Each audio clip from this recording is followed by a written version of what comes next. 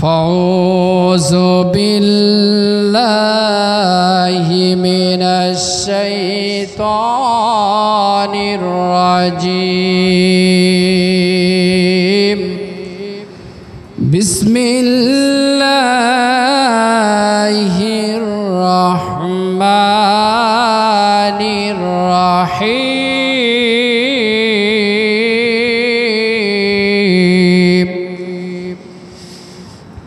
ونزلنا عليك الكتاب تبيانا لكل شيء وهدى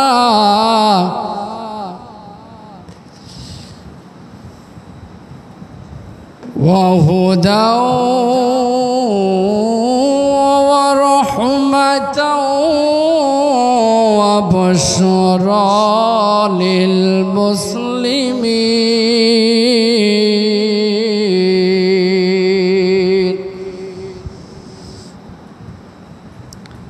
وقال الله تعالى أو آية الأخرى إنا أنزلناه إليك الكتاب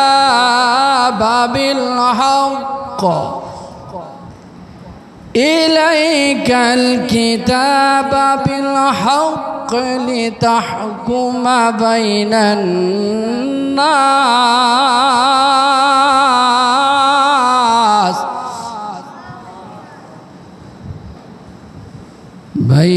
الناس بما أراك الله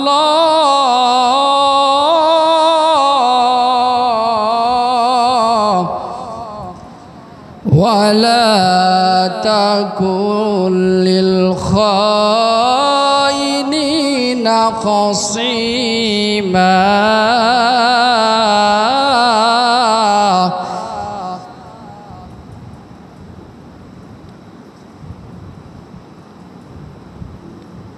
وقال الله أفلا يتدبرون القرآن أم على قلوبهم فهم لا يفقهون. إلى آخر آية. وعن عثمان رضي الله تعالى عنه قال قال رسول الله صلى الله عليه وسلم القرآن حجة لك وعليك. رواه ابن ماجه أو كما قال عليه الصلاة والسلام. وقال تعالى في شان حبيبه إن الله وملائكته يصلون على النبي يا أيها الذين آمنوا صلوا عليه وسلموا تسليما. اللهم قالوا سبحانك استغفر الله وعلى آله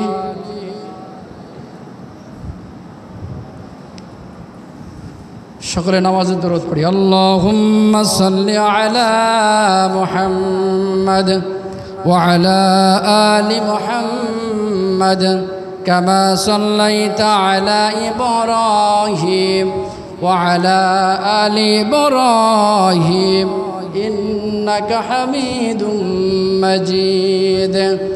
اللهم بارك على محمد وعلى آل محمد كما باركت على إبراهيم وعلى آل إبراهيم إنك حميد مجيد. যেমন তুমি দিলে জমিন দিয়েছো আসমান, সুখের সমাজ গড়তে দিলে পবিত্র কোরআন, সুন্দর সমাজ গড়তে দিলে তেমনি কোরআন। তুমি দয়া ফোরান, দয়া ফোরান, যেমন তুমি দিলে জমিন, দিয়েছো আসমান, দুর্নীতিমুক্ত সমাজ গড়তে পবিত্র কোরআন, সুন্দর একটা সমাজ গড়তে পবিত্র কোরআন, পথের দিশা তেমনি দিলে রাসূল আকরাম, রাসূল আকরাম। কথা বলেন ঠিক কিনা বেঠিক? আলহামদুলিল্লাহ, সকল প্রশংসা সে মহান আল্লাহ তাবারাক ওয়া তাআলার শানে, লক্ষ কোটি কালামত শুকর আদায় করছি। সকলেই পড়ি আলহামদুলিল্লাহ। আরেকটু আওয়াজ দেবেন আলহামদুলিল্লাহ। ভাইজানেরা, আবারও জানতে চাই আপনারা সবাই কেমন আছেন? সবাই পরিস্থিতি মানুষ, অনেকের সাথেই এখনও মোলাকাত হয়নি, তো সেক্ষেত্রে ঢালাওভাবে সকলের কাছে ইসলামিক নিয়মে সম্ভাষণ। আসসালামু আলাইকুম ওয়া রাহমাতুল্লাহি ওয়া বারাকাতুহু। আমাদেরকে ভালো রেখেছেন কে? একটু আওয়াজ দিতে হবে। আমাদেরকে ভালো রেখেছেন কে? সুস্থ রেখেছেন কে? আমাদেরকে এখানে বসিয়েছেন কে? এখান থেকে অনেকে দূরে আছে, রেডিও টেলিভিশনের পর্দায় আছে, রেখেছেন কে? ওখানে শয়তানে রেখেছে। ওখানে কে রেখেছে?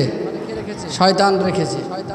কেননা শয়তানকেও আল্লাহ পাক সুযোগ দিয়েছেন, শয়তানকেও সুযোগ দিয়েছেন, আবার বলেও দিয়েছে আমার ইমানদার বান্দা যারা, তাদের কাছে তুমি কিছু করতে পারবে না, তোমার আশু আশা, তোমার চিকিৎসা সব ব্যর্থ হয়ে যাবে, তবে তোমার শক্তি সামর্থ্য দেওয়া হলো।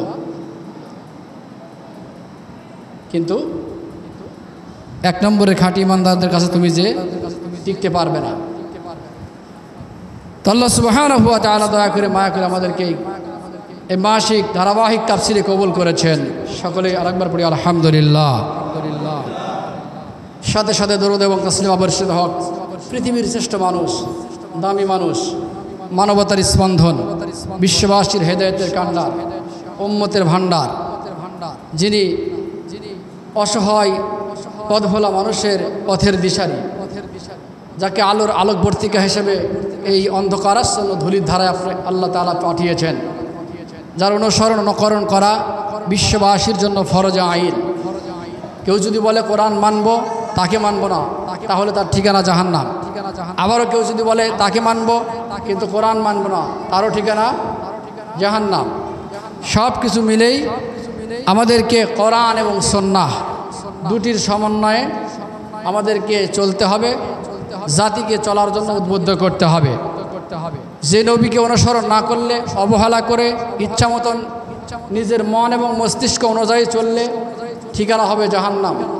পরকালে ভীষণ শাস্তি এবং লাঞ্ছনা আর বঞ্চনার শেষ থাকবে না।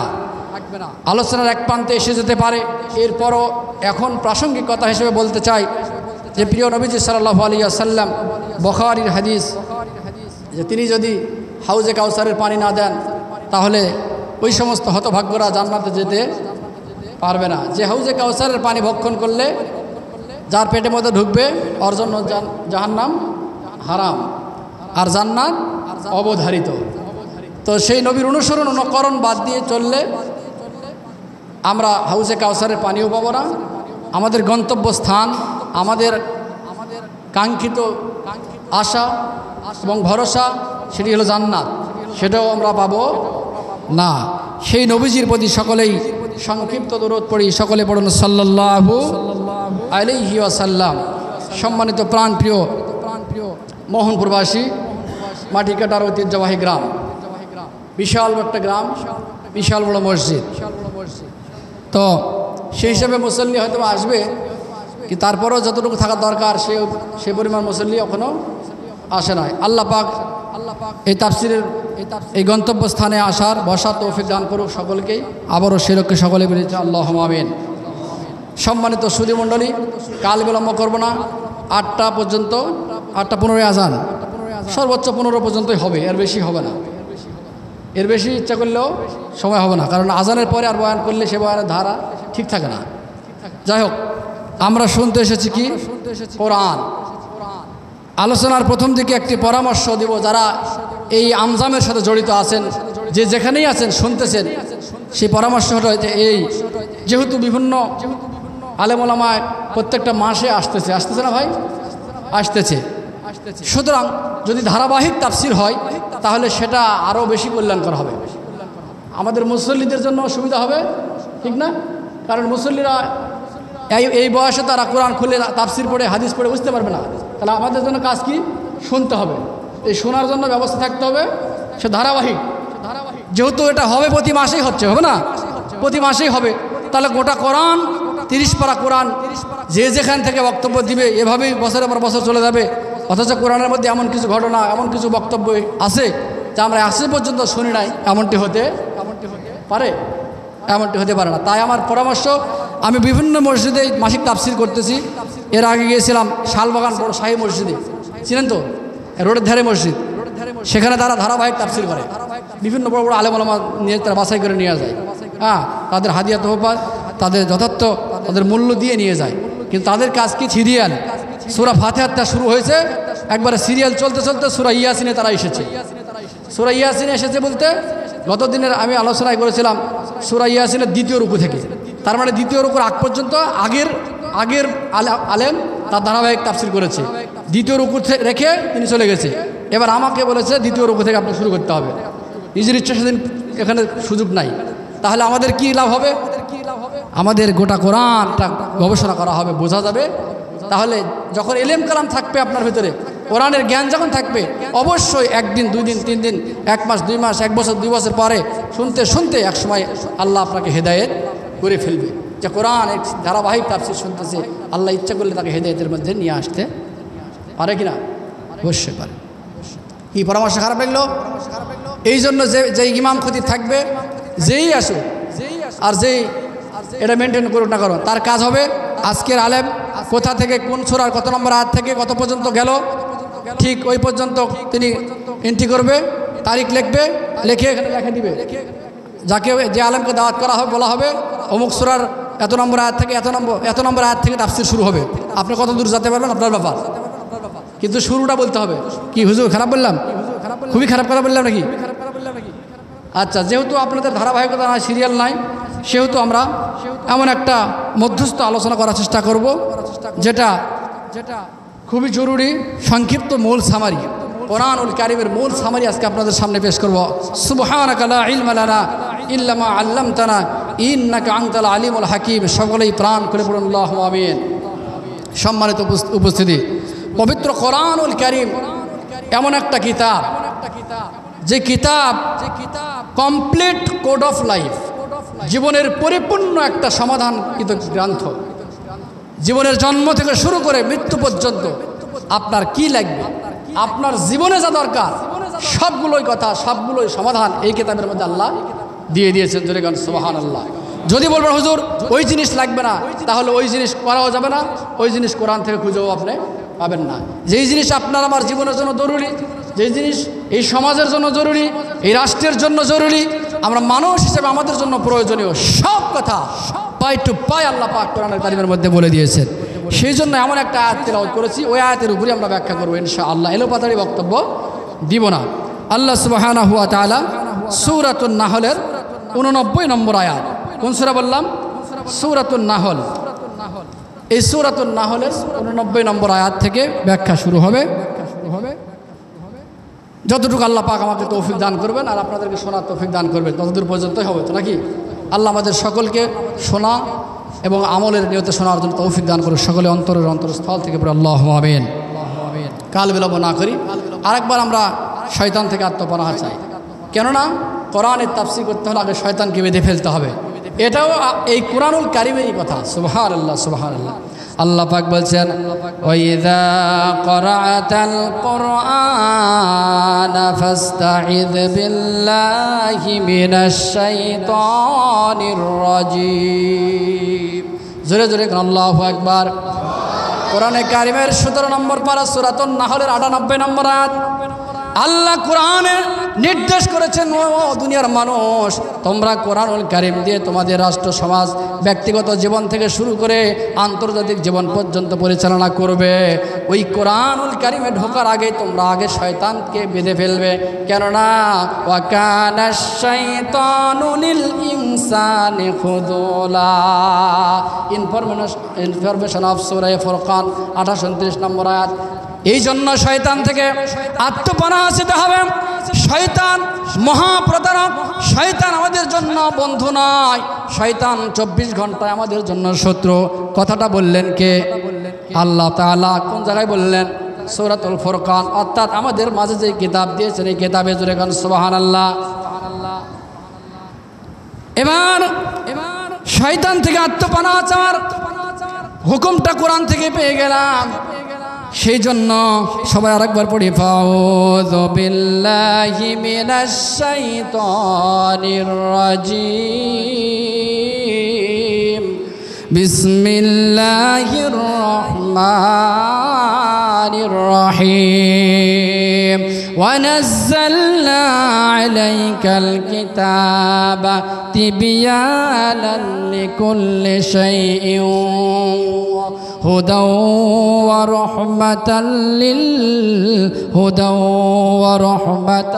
ওয়া বুশরা লিল মুসলিমিন।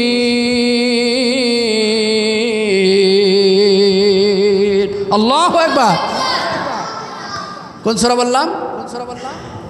সূরাতুন নাহল, 16 নম্বর সূরা, সূরাতুন নাহলের সেই 89 নম্বর আয়াতের মাঝের অংশ থেকে আলোচনা শুরু হবে। আল্লাহ পাক বলতেছেন, আগে অনুবাদটা করে নি, তারপরে এই আলোকে কথা হবে। শুনবেন তো? শুনবেন না কারা কারা? হাত তোলা আলাদা দেখান তো ভাই। শুনবেন না কারা কারা? মাশাআল্লাহ মাশাআল্লাহ, সবাই চালাক মানুষ। আর চালাক হবেই তো, যেখানে বিশাল বড় তাফসীর হয় প্রত্যেক বছরে, সে জায়গার লোক চালাক হওয়াটাই তো জরুরি নাকি? আচ্ছা, আল্লাহ কোরআনের জন্য কবুল করো, সর আল্লাহু আমিন। সবাই শুনবে, এটা ক্যামেরাতে রেকর্ড হয়েছে, গোটা পৃথিবী দেখবে। আল্লাহ তো দেখতেইছে নাকি? না আল্লাহ দেখছে না? আচ্ছা, আর এই আলোচনায় মসজিদ পর্যন্ত থাকে, এটা কি আপনারা চান না সারা বিশ্ব হয়ে যাক মাটি কাটা তাফসীর? সারা বিশ্ব হয়ে যাক। হ্যাঁ, দাওয়াত কোন তাফসীরে কে হেদায়েত হবে এটা বলাই যাবে না। আমার জুমার বয়ান, প্রত্যেকটা বয়ান রেকর্ড হয়।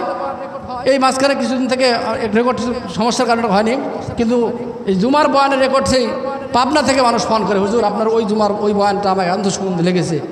হ্যাঁ, আপনার ওই বয়ান থেকে অনেক শিক্ষা পেয়েছি, আমার এই ভুলগুলো সংশোধন হয়েছে। যদি সেটা রেকর্ড না হতো তাহলে কি হতো? দিনের প্রসারণ হতো না, ঘরের মধ্যে থেকে যেত। আল্লাহ পাক আমাদেরকে দিনের জন্য কবুল করে, আল্লাহু আমিন। আল্লাহ পাক সূরাতুন নাহাল, কি সূরার নাম বললাম ভাই? সূরাতুন নাহাল। নাহাল মানে মৌমাছি। সূরা সুবহানাল্লাহ, আওয়াজ দিয়ে বলেন সুবহানাল্লাহ। তাহলে কিসের নামে সূরা?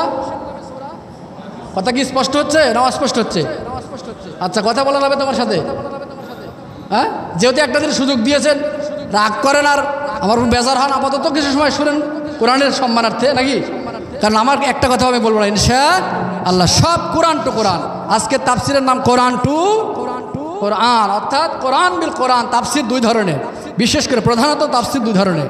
তাফসিরে পড়েছি তো, দুই ধরনের তাফসির। একটা তাফসির কোরআন বিল, বলেন তাফসির কোরআন বিল কোরআন, আর একটা তাফসির কোরআন বিল হাদিস। সুবহানাল্লাহ। কোরআন বিল কোরআন যেখানে সমাধান হয়ে যাবে, সেখানে কোরআন বিল হাদিসে আমাদের আগেই যাওয়ার প্রয়োজন নয়। যদিও কোরআন এবং সুন্নাহ এই দুটার সমন্বয় ইসলাম। যেরকম সুবহানাল্লাহ। তাহলে মৌমাছির নামে সূরা, সেটাই বলছিলাম। মৌমাছির নামে সূরা দিলেন এত কিছু বাদ দিয়ে, এত কিছু থাকতে, এত পশু পাখি থাকতে। হ্যাঁ, মৌমাছির অনেক গুণাগুণ রয়েছে, তবে একটি স্বভাব আল্লাহর খুবই পছন্দ হয়েছে। আল্লাহ সুবহানাহু ওয়া তাআলা মৌমাছিকে সৃষ্টি করে একটি হুকুম করেছিলেন। হ্যাঁ, একটি হুকুমের ভিতরে 3টি নির্দেশ ছিল। অর্থাৎ আল্লাহ পাক মৌমাছিকে সৃষ্টি করে আল্লাহ পাক একটি অর্ডার করেছিলেন, নির্দেশ প্রদান করেছিলেন।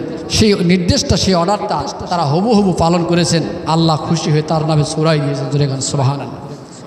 এইবার বলতে পারেন হুজুর দলিল দেন, দলিল সূরাতুন নাহলের সেই 67 নম্বর আয়াত 65 থেকে শুরু করে 67 নম্বর আয়াতের এই তাফসীরের মধ্যে আল্লাহ সুবহানাহু ওয়া তাআলা বলেন, ওয়া আওহাইনা ইলা রাব্বিকা ইলান নাহলি আনিত্তাখিযি মিনাল জিবালি বুয়ুতান ওয়া মিনাশ শাজারি ওয়া মিম্মা ইয়ারিশুন।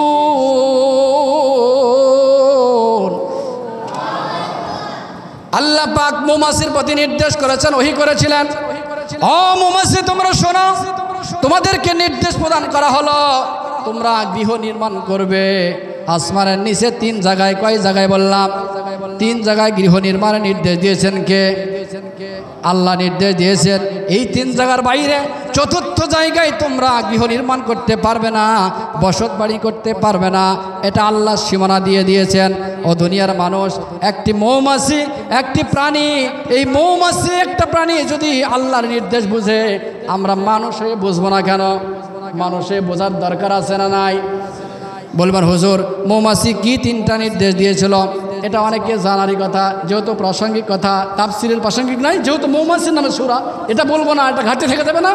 অবশ্যই থেকে যাবে। 1 নম্বর হচ্ছে সে গাছের পাদদেশে তোমরা ঘর নির্মাণ করবে, এরপরে পাহাড়ের পাদদেশে ঘর নির্মাণ করবে। আর মানুষ যেই ঘর নির্মাণ করে, এই মানুষের ঘরের আঙ্গিনায়, বারান্দার আঙ্গিনায় তোমরা তোমাদের বাড়ি নির্মাণ করবে। পৃথিবীর যে অঞ্চলে যান না কেন, এই 3টার বাইরে কোনো মৌমাছির ঘর বাড়ি কোথাও দেখেছেন নাকি কেউ? কেউ দেখেন নাই। তার মানে মৌমাছি আল্লাহ পাকের নির্দেশ হবু ফলন করেছেন নাকি 99% ফলো করেছেন?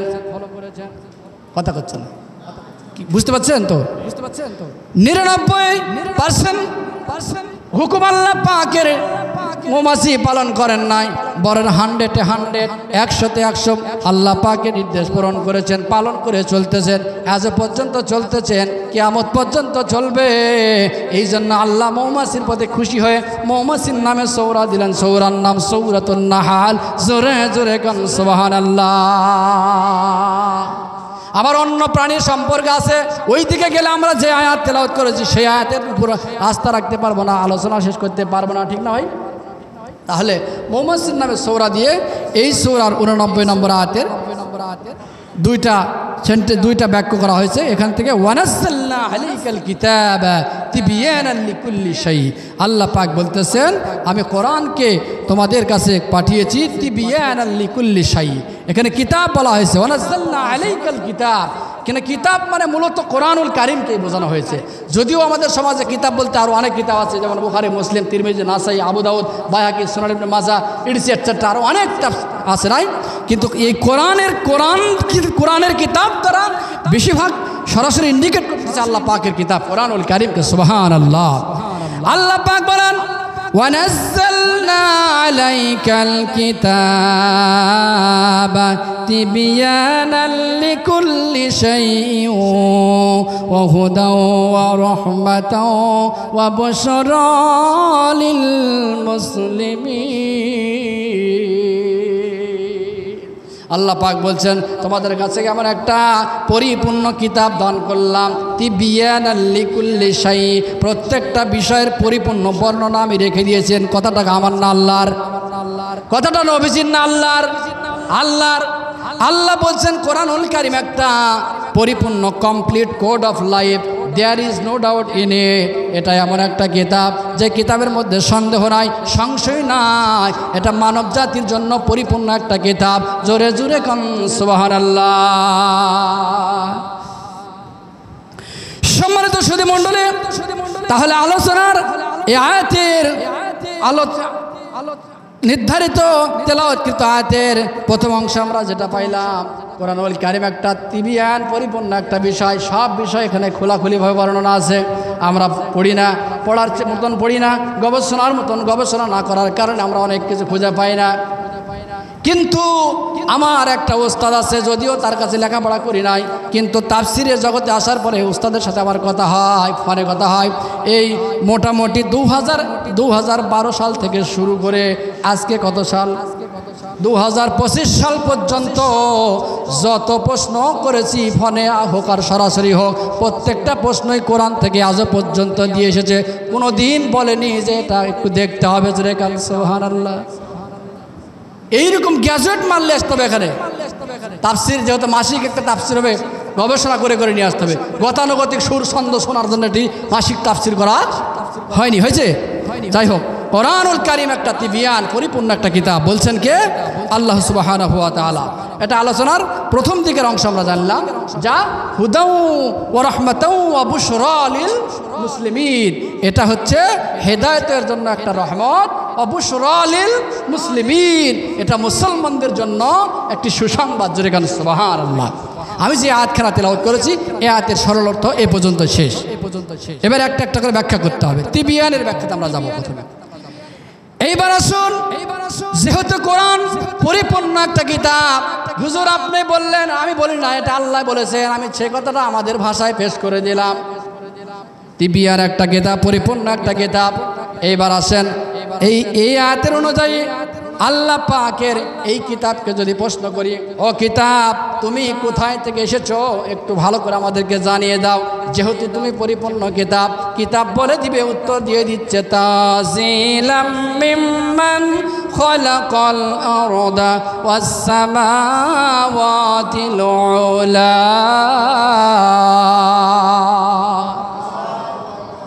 পবিত্র কোরআনুল কারীমের 21 নম্বর সূরা, সূরাতুত তাহা।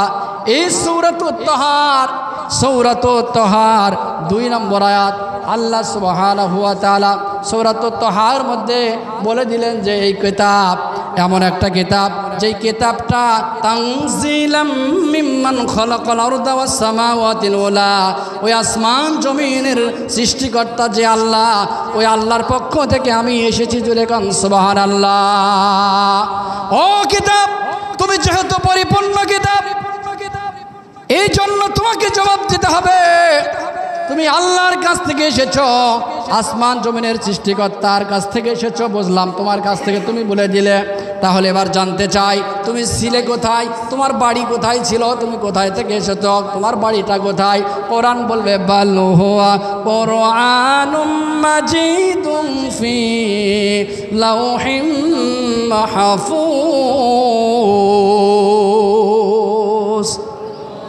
হাফেজরা আছে না?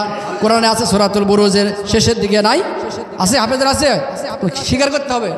আর যেটা সমস্যা হবে আমাকে এখানে বলবেন, পরে বলবেন না, এখানে স্টেট কার্ড বলতে হবে যে এটা কোরআনে নাই, আপনি কোরআন বলে চালা দিলেন। তাহলে কোরআন বলল, আমি সেই লাউহে মাহফুজে সুরক্ষিত ফলকে ছিলাম, ওখান থেকে এসেছি।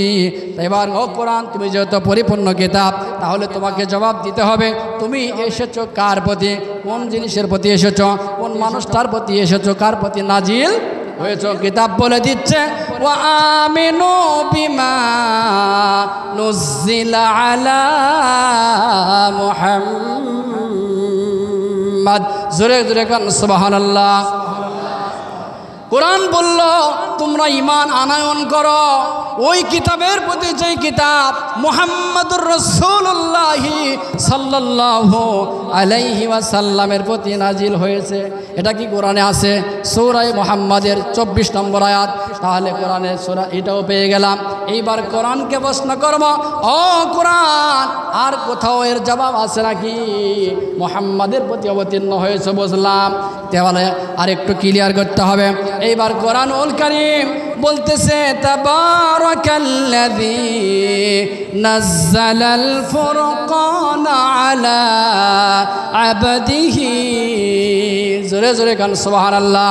আছে সূরা ফুরকান। এখানে একটি কথা বলে, কোরআনুল কারীমের নাম কিন্তু শুধু কোরআনুল কারীমই নয়। আমরা যখন তাফসিরে পড়েছি, অনার্স মাস্টার্সে যখন পড়েছি, তখন আমরা এই ব্যাপারে আলোচনা করেছি, পড়েছি, দেখেছি কোরআনের নাম 55টিরও অধিক। জোরে গান সুবহানাল্লাহ। এর একটা নাম হচ্ছে ফুরকান, সত্য মিথ্যার পার্থক্যকারী গ্রন্থ। জোরে জোরে কান সুবহানাল্লাহ। কোরআন বলছে, নাযালাল ফুরকান আলা আবদিহি। কোরআন বলতেছে আমি সে আবদিহি সেই বান্দার প্রতি এসেছি। আগের আয়াতে মুহাম্মদ নির্দিষ্ট করে বলা হচ্ছে, এবার সূরা ফুরকানের প্রথম দিকে বলা হচ্ছে মুহাম্মদের নাম নাই, তবে আবদিহি দ্বারা পৃথিবীর সব মুফাসসির, পৃথিবীর সব মুহাদ্দিস, মুফতি, মুহাদ্দিস, মুহাক্কিক, তাফসীর কারক যত আছে, যত আরবিক বিদ্বানগত আছে, যত ইসলামিক স্কলার রয়েছে, যত রকম গবেষক আছে, গবেষণা আছে, সব গবেষণার একটাই জবাব, এই আবদিহি দ্বারা এক নম্বরের বান্দা হচ্ছে মুহাম্মাদুর রাসূলুল্লাহ সাল্লাল্লাহু আলাইহি ওয়াসাল্লাম। আমরা অনার্স মাস্টার্স আরো ক্লিয়ার করেছি আবদিহি। আমরা মানুষকে আবদিহি বলি না, আব বলি কিনা, কিন্তু এই আরবিতে আব দ্বারা মূলত ওই বান্দাকে বোঝানো হচ্ছে, ওই মানুষটাকে বোঝানো হচ্ছে যেই মানুষটা আল্লাহ পাকের আদেশ নিষেধ নবীজির তরিকা অনুযায়ী চলে। সুবহানাল্লাহ। কি কষ্ট হচ্ছে?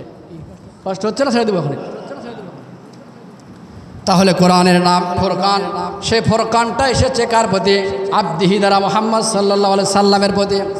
ও কোরআন, বুঝলাম তুমি মুহাম্মাদের প্রতি এসেছো, তাহলে যেহেতু তুমি বলে দিয়েছো তিবিয়ানাল লিকুল্লি শাই, যে আয়াত তেলাওয়াত করেছি, তুমি যেহেতু পরিপূর্ণ কিতাব, তাহলে তোমাকে বলতে হবে কোরআন তুমি এই পৃথিবীতে আসলে কোন মাসে আসলে? কোরআন বলে দিবে শাহরু রমাদানাল্লাযী উনজিলা ফীহিল কুরআন।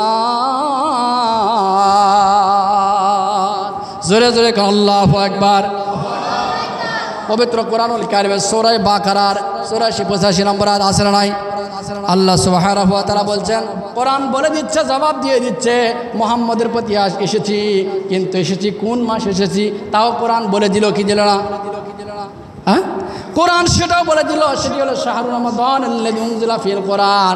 কোরআনটা এসেছে রমজানুল কারীম মাসে। জোরে জোরে গান সুবহানাল্লাহ। ও কোরআন, যেহেতু তুমি কমপ্লিট কোড অফ লাইফ, তুমি যেহেতু পরিপূর্ণ একটি কিতাব, সব সমস্যার সমাধান দিতে পারে আল কোরআন। জোরে গান সুবহানাল্লাহ।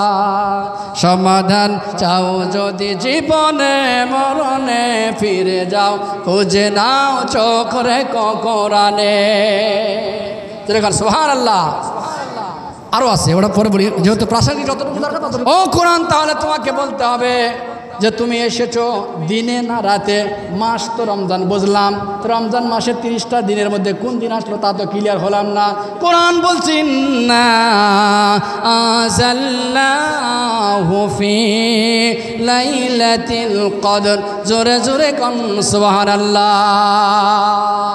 ইনফরমেশন অফ সূরাতুল কদর, সূরাতুল কদরের মধ্যে আল্লাহ পাক বলে দিচ্ছেন, কোরআন জবাব দিয়ে দিল আমি রমজান মাসে এসেছি এবং নির্দিষ্ট একটা রাত লাইলাতুল কদরের রাত্রেই এসেছি। জোরে জোরে গান সুবহানাল্লাহ। ও কোরআন, তোমাকে জবাব দিতে হবে, যেহেতু পরিপূর্ণ কিতাব, তোমাকে জবাব দিতে হবে যে তুমি এসেছো রমজান মাসের লাইলাতুল কদর রাত্রে, কিন্তু কেন আসলে? তোমার এমন কি দরকার ছিল, কি কাজ ছিল? কোরআন বলে দাও। কোরআন জবাব দিচ্ছে কিতাবুন আযাল্লাহু ইলাইকাল কিতাবা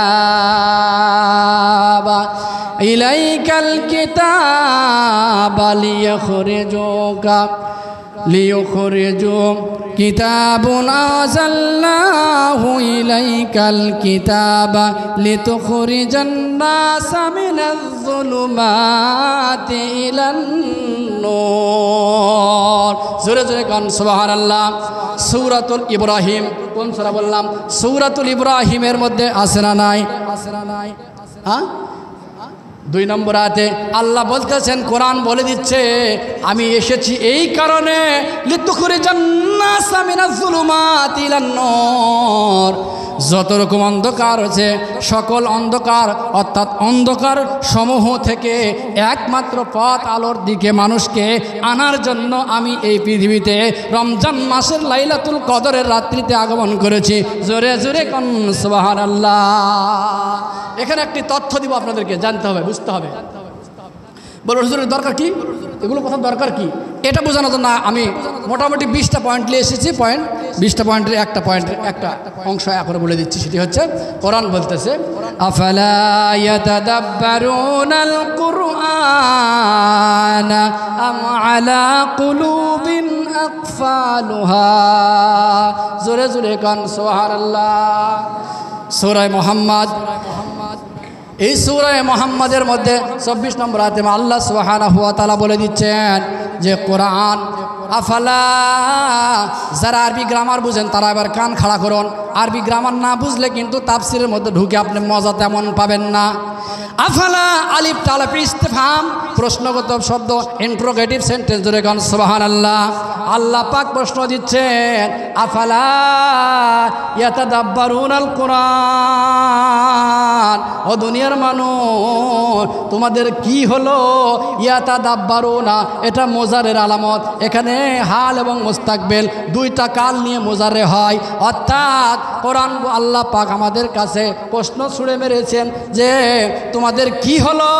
যে ইয়াতাদাব্বারুনা, তোমরা এখন কোরআন নিয়ে গবেষণা করতেছো না, ভবিষ্যতেও কি করবে না? আম আলা কুলুবিন আকফালুহা, তোমাদের অন্তরে কি তালা লেগেছে? বলছেন কি? তাহলে আল্লাহ প্রশ্ন ছড়ে দিলেন কি যে তোমাদের কি হলো, এমন কি হলো যে তোমরা কোরআন নিয়ে গবেষণা করছো না, এখন করছো না, ভবিষ্যতেও করছো না, তোমাদের অন্তরে কি তালা লেগেছে? তাহলে আল্লাহ এই কথাটা বলতেছেন, তার মানে কম মনের দুঃখে এই কথা বলছেন। বলেন, আমরা আজকে আলেম সমাজের দিকে তাকালে হোক, আর আমরা বক্তা সমাজ যারা আছে তাদের কথাই বলি। আমিও তো বক্তা হিসেবে সব যাই সেই সুবাদে বলতেছি। আজকের বক্তার দিকে তাকালেও তো বোঝা যায় বক্তারা কি করে, একটা আয়াত তেলাওয়াত করে, ওখান থেকে কোথায় কখন কি দৌড় মারে, নাক মারে, কোথায় কোন ঘটনা, সাপের ঘটনা থেকে শুরু করে মানে কান্দা কাটির যা কিছু করার না করে ফেলে, ঠিক না? কিন্তু আল্লাহ বলছেন কি তোমাদের কি হলো যে তোমরা কোরআন নিয়ে গবেষণা করছো না, এখন করতেছো না। ইয়াতাদাব্বারুনা মুজারে, এটা গ্রামার মুজারে, ইয়াতাদাব্বারুনা এখন করছো না এবং ভবিষ্যতেও কি করবে না। আম আলা কুলুবিন আকফালুহা, কুলুবিন মানে অন্তর, আকফালুহা তোমাদের অন্তরে কি তালা লেগেছে? তালা লেগেছে। সম্মানিত সুধী মণ্ডলী, এইরকম আর একটা আয়াত কোরআনের মধ্যে আছে, সূরাতুন নিসার 82 নম্বর আয়াত। আল্লাহ বলছেন একই কথা কিন্তু একটু ঘুরে দিয়েছেন। দেখেন, ভালো করে কান লাগান ভাইরা। আল্লাহ বলছেন আফালা ইয়াতাদাব্বারুনাল কুরআন ওয়ালাউ কানা মিন ইনদি গায়রিল্লাহি লাওয়াজাদু ফীহি ইখতিলাফান কাসীরা। আল্লাহু আকবার। আগের আয়াতের সাথে আয়াতের মিল নাই। আফালা ইয়াতাদাব্বারুনাল কুরআন, আগেরটা সূরা মুহাম্মদ, এবার তেলাওয়াত করলাম সূরা নিসার 82 নম্বর আয়াত। কিন্তু মাঝের অংশ একটু কি, ওয়ালাউ কানা মিন ইনদি গায়রিল্লাহি, হুজুরের ভালো করে কান লাগাও। ওয়ালাউ কানা মিন ইনদি গায়রিল্লাহি লাওয়াজাদু ফীহি ইখতিলাফান কাসীরা। তোমাদের কি হলো যে তোমরা কোরআন নিয়ে গবেষণা করছো না, এখনো করছো না, ভবিষ্যতেও কি করবে না। অথচ ওয়ালাউ কানা মিন ইনদি গায়রিল্লাহি, কোরআন তো আল্লাহর পক্ষ থেকে এমন এসেছে যে আল্লাহর পক্ষ থেকে আসার কারণে কোরআনে কোনো মতানক্য নাই, কোরআনে কোনো দ্বন্দ্ব নাই, কোরআনে কোনো মতভেদ নাই। একটি মতভেদপূর্ণ, মতভেদ মুক্ত একটা কিতাব, ইখতিলাফ মুক্ত একটা কিতাব। সেই কিতাবের নাম কি? কোরআন। তাহলে আল্লাহ গবেষণার কথা বলে ওই আয়াতে বললেন তোমাদের অন্তরে কি তালা লেগেছে। এই সূরা নিসার অংশে গবেষণার কথা বলে বলতেছেন যে কোরআন এমন রবের কাছ থেকে এসেছে যাতে কোনো ধরনের সন্দেহ নাই, মতানক্য নাই, কোনো মতদ্বন্দ্ব নাই। সম্মানিত সুধী মণ্ডলী, এই দুইটা আয়াত আল্লাহ নাযিল করে দিলেন। এই দুইটা আয়াত যদি আল্লাহ হাসরের মাঠে তেলাওয়াত করে যদি বান্দাকে বলে, ও দুনিয়ার মানুষ রে, তোমাকে 50 বছর ধরে সময় দেওয়া হয়েছিল, কাউকে 50, কাউকে 60-65 বছর, তবে বিভিন্ন জরিপের গড় মানুষের গড় আয়ু হলো 65 বছর। এই 65 বছর পর্যন্ত তোমাদেরকে যে হায়াত দেওয়া হলো, এই হায়াতের এত বড় একটা জিন্দেগি দেওয়া হলো, সময় দেওয়া হলো। এই সময়ের ভিতরে তোমরা আমার কিতাব পড়তে পারলে না, তোমরা অনেক কিছু পড়লে। তোমরা কবি নজরুলের কি কবিতা পড়েছ, তোমরা রবি ঠাকুরের পড়েছ, তোমরা রবীন্দ্রনাথের পড়েছ, তোমরা বিভিন্ন শিল্প পড়েছ, বিভিন্ন উপন্যাস পড়েছ, নাটক পড়েছ, কবিতা পড়েছ, কি বললাম পড়ি না? আমি তো পড়েছি, যেহেতু অনার্স মাস্টার্স পড়েছি মানে লাগিয়েছে। এগুলো আরবিরও, এই উপন্যাস, নাটক, কবিতা এগুলো আরবি দিয়ে পড়েছে, তো আরবি দিয়ে আছে, আরবি দিয়ে পড়া, আরবি দিয়ে উত্তর। বাংলাতে তো আছে। আজকাল অনেক সমাজে অনেক মানুষ আছে যারা এই মাইকের আওয়াজ যতদূর পর্যন্ত যাচ্ছে, প্রত্যেককে আহ্বান করে বলতেছি যে আপনারা খুব দ্রুতই মসজিদে চলে আসেন। একান্ত যারা পারছেন না তারা ওখান থেকে মনোযোগ সহকারে শোনেন। কি শুনবেন? যে বাড়িতে অনেকেরই নাটকের গল্প, বিভিন্ন কিতাব, বিভিন্ন উপন্যাস বাড়িতে আছে, কিন্তু হতভাগ্য মুসলমান কোরআন পড়া আজ পর্যন্ত শিখলাম না। বয়স তো 60-65 আরও বেশি হয়ে গেছে। কি বললাম? আরও বেশি হয়ে গেছে। এত বড় একটা জিন্দেগি দেওয়া হলো, যেই কিতাব শিখতে, মনোযোগ সহকারে শিখতে খুব বেশি সময় লাগবে 2 মাস। এই কোরআন আমি একটা ছাত্রকে 5 দিনে কোরআন পড়া শিখেছি। 5 দিনে কোরআন পড়া শিখেছি আমি।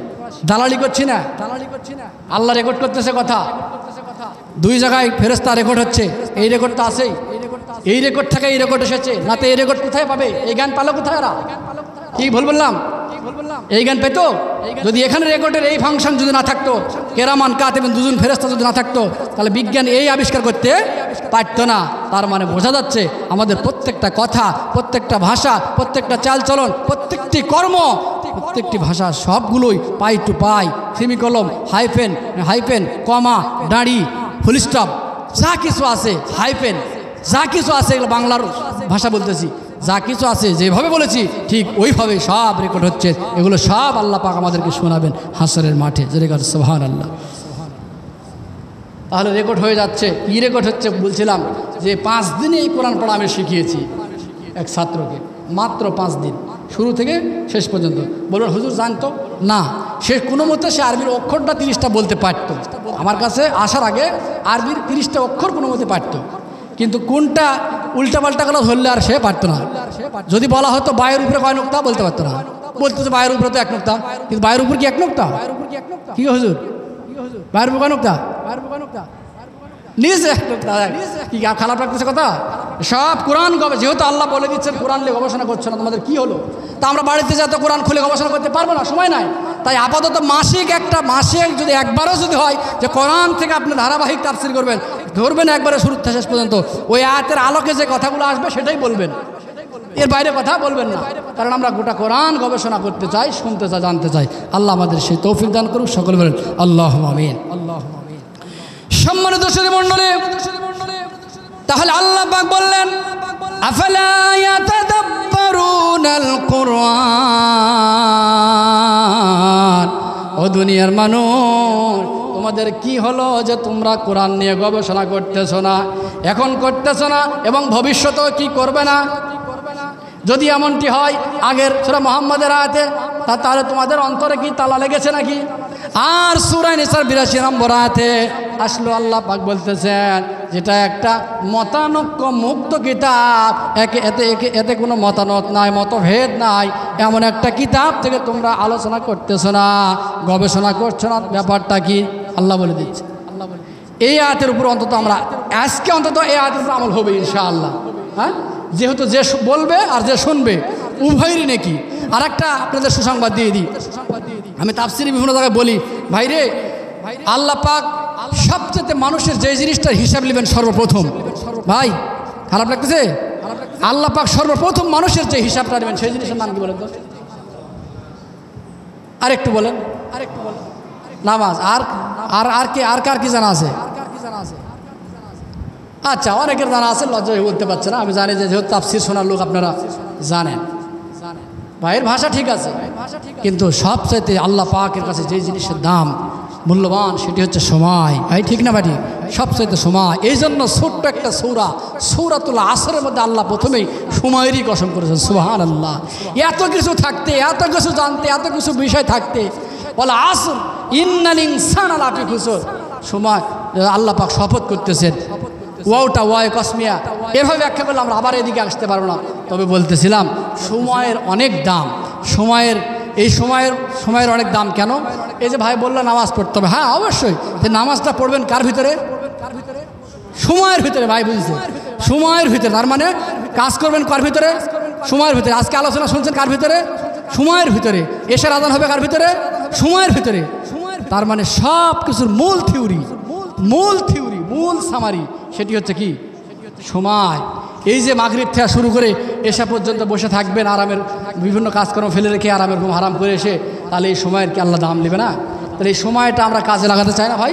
সময়টা কাজে লাগাতে চাই। এই সময়টা কাজে লাগাতে হলে নগদেও কিছু পদ্ধতি আছে, নগদে কাজ হবে, আর কিছু আছে বাকিতে কাজ হবে। সে নগদে কাজ কি হবে? নগদে কাজ হবে মানে যখন আয়াত পড়বো আর আপনারা শুনবেন, তখন সঙ্গে সঙ্গে নগদে মিনিমাম 10টা নেকি নেকা হয়। সুবহানাল্লাহ বলবেন না? আরেকটু আসতে বললেন সুবহানাল্লাহ।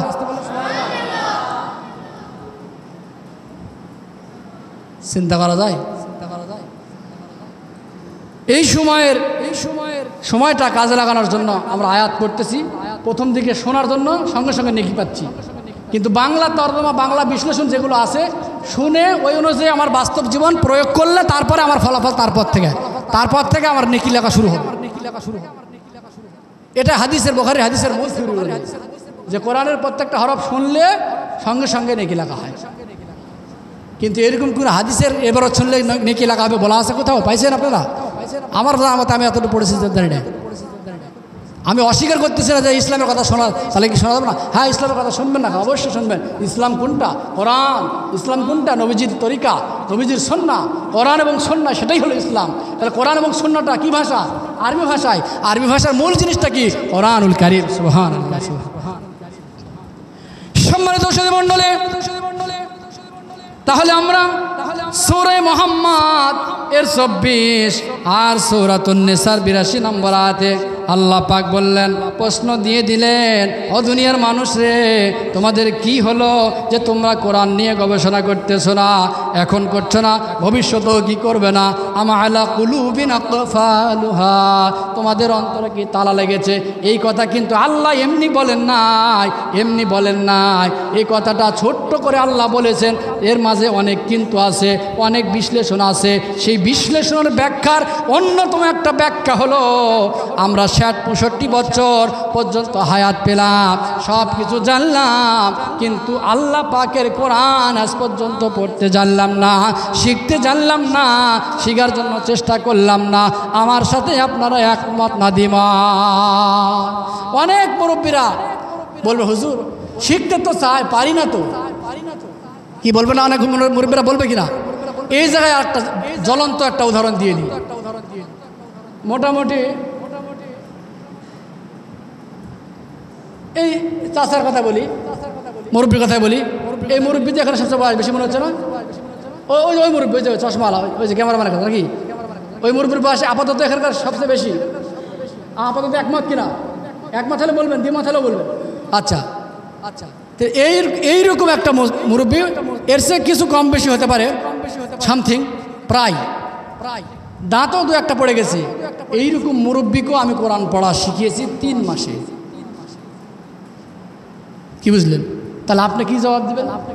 ওই মুরব্বী কি জবাব দিবে? যেহেতু ওই মুরব্বী পেরেছে, মানে এই মুরব্বী জবাব দিলে আর পার পাবে? পার কোনো পদ্ধতি নাই। আর যারা যুবক ভাই, যারা টকবকে যুবক যারা আছেন, তাদের তো কথা আছেই, তাদের তো কথা বলাই বাহুল্য। হ্যাঁ ভাই রে, কোরআনের জন্য সময় ব্যয় করলে সেই সময়টা কাজে দিবে। উসমান থেকে হাদিস একটা বর্ণনা করেছিলাম না, জাল কোরআন হুজ্জাতুল লাকা ওয়া আলাইক, কোরআন তোমার পক্ষে যাবে, মতান্তরে কোরআন তোমার বিপক্ষে যাবে। তাহলে চিন্তা করেন, একটা কিতাব, এর কাজ কয়টা? 2টা। এই ছেলেবেলে কি গান বলবো? গানও জানি, কিন্তু আমি কোরআন ভালো লাগছে না ভাইরা, রাগ করতেছে নাকি? গানও জানি, কিন্তু সময় আসবে, ওই গান সময় বলতে হবে, সব সময় না। সম্মানিত সুধীমণ্ডলী, কোরআন থেকে বিশ্লেষণ হচ্ছে তিবিয়ানাল লিকুল্লি শাই, নির্ধারিত আলোচনার উপরে কিন্তু আলোচনা হচ্ছে। সূরাতুন নাহাল 89 নম্বর আয়াতের ওই অংশ থেকে আলোচনা হচ্ছে। আমরা আলোপাতারে কিন্তু বক্তব্য দিচ্ছি কি তিবিয়ানাল লিকুল্লি শাই। এবার আসুন, যে কথাটা একটু আগে বললাম, হযরত ওসমান রাদিয়াল্লাহু তাআলা আনহু থেকে বর্ণিত, তিনি বলেন, প্রিয় নবীজির কাছ থেকে শুনেছেন, প্রিয় নবীজি বলেছেন, কোরআন মানুষের পক্ষে যাবে, পক্ষান্তরে কোরআন মানুষের বিপক্ষে যাবে। জোরে জোরে কোন আল্লাহু আকবার। তাহলে কোরআন মানুষের পক্ষে যাবে, কোরআন মানুষের বিপক্ষে যাবে। এবার বলেন তো কোরআন এর কাজ কয়টা পেলাম এই হাদিস থেকে? দুইটা কাজ পেলাম। এক নম্বর, কোরআন মানুষের পক্ষে যাইবে অথবা কোরআন মানুষের বিপক্ষে যাইবে। তাহলে কোরআনের কাজ এখানে কয়টা পেলাম? দুইটা পেলাম। একটা জিনিসের কাজ দুইটা। বলবেন হুজুর এক জিনিসের কাজ দুই রকম হবে কেন? হ্যাঁ নাকি? সেই পাওয়ার, সেই শক্তি, সমর্থন আল্লাহ পাক কোরআনুল কারীমকে দিয়ে দিবেন। জোরে গান সুবহানাল্লাহ। একটুর জন্য শুনুন, কোরআন যদি আপনার পক্ষে যায় তাহলে তো কোনো কথাই নাই। যেহেতু কোরআনের কাজ দুইটা, কোরআন তোমার বিপক্ষেও যাবে। তাহলে যদি কোরআন বিপক্ষে চলে যায় হাসরের ময়দানে, তাহলে আমার আপনার অবস্থা কি হবে? তাহলে আমার আপনার অবস্থা খুব খারাপ হবে না ভালো হবে?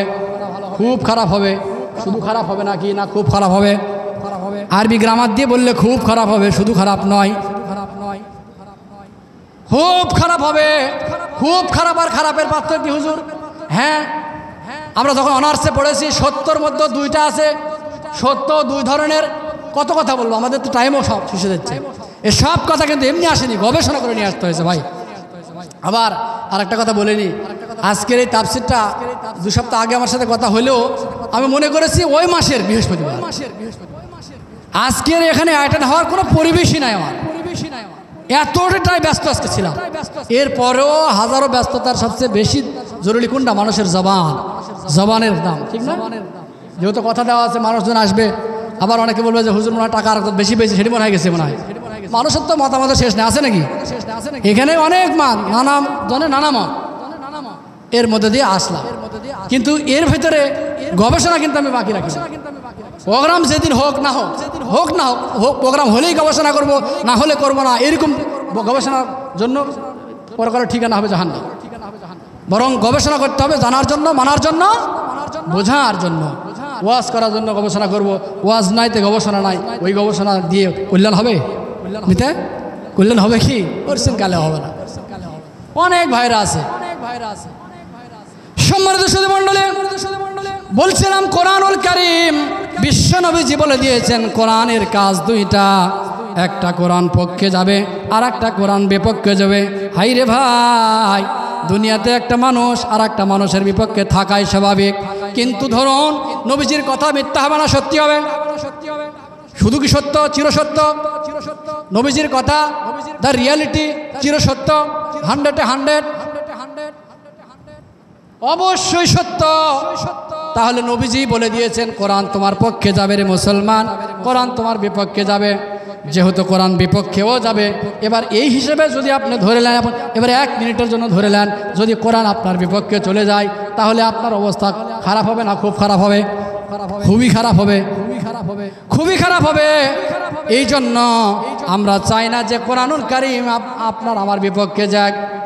কোরআন আমার আপনার সব সময় পক্ষে যাক, এটাই আপনার আমার কামনা থাকবে। এটা আপনার আমার কামনা বাসনার উপরে কি নির্ভর করবে, নাকি কোরআনের আদেশ নিষেধের উপর নির্ভর করবে?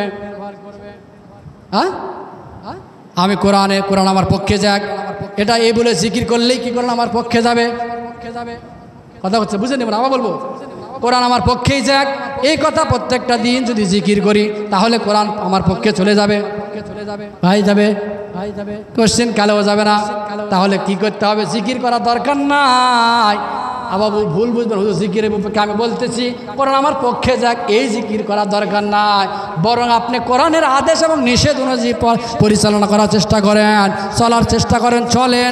তাহলে আল্লাহ সুবহানাহু ওয়া তাআলা তার গফুরুর রহিম নামের উসুলাই পার করতে পারেন কি পারেন না? কিন্তু মুসলমান চেষ্টাই করলাম না, কোরআন পড়া শেখার জন্য চেষ্টাই করলাম না, একদিনও বসলাম না। আর বলতেছেন হুজুর চেষ্টা কতই না করেছি, চেষ্টা কি কম করেছি? এখন যদি ইমাম সাহেবকে বলা হয়, ও ইমাম সাহেব কতদিন থেকে মক্তব পড়াচ্ছ? ইমাম সাহেব বলবে 5 বছর ধরে এখানে মক্তব পড়াচ্ছি। তাহলে কি ওই সলিমুদ্দিন কলিমুদ্দিন তোমার কাছে কয়দিন এসেছে? ও ইমাম সাহেব খতিব সাহেব বলবে একদিন আমার জানা মতে পাইনি। সম্মানিত সুধী মণ্ডলী, যেহেতু আল্লাহ বলে দিচ্ছেন তোমাদের কি হলো যে তোমরা কোরআন নিয়ে গবেষণা করতেছো না, তার মানে হলো কোরআন নিয়ে গবেষণা করতে হলে আগে কোরআন পড়া শিখতে হবে, এরপরে অর্থ শিখতে হবে, এরপরে তাফসির শিখতে হবে, এরপরে ব্যাখ্যা শিখতে হবে, এরপরে হাদিসে যেতে হবে, এরপরে ইসলামী সাহিত্য পড়তে হবে, এরপরে অন্য অন্য কিতাবাদি পড়তে হবে।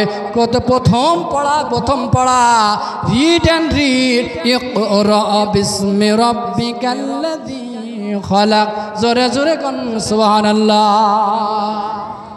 সম্মানিত সুধী মণ্ডলী, আল্লাহ সুবহানাহু ওয়া তাআলা আগে পড়ার কথা বলেছেন।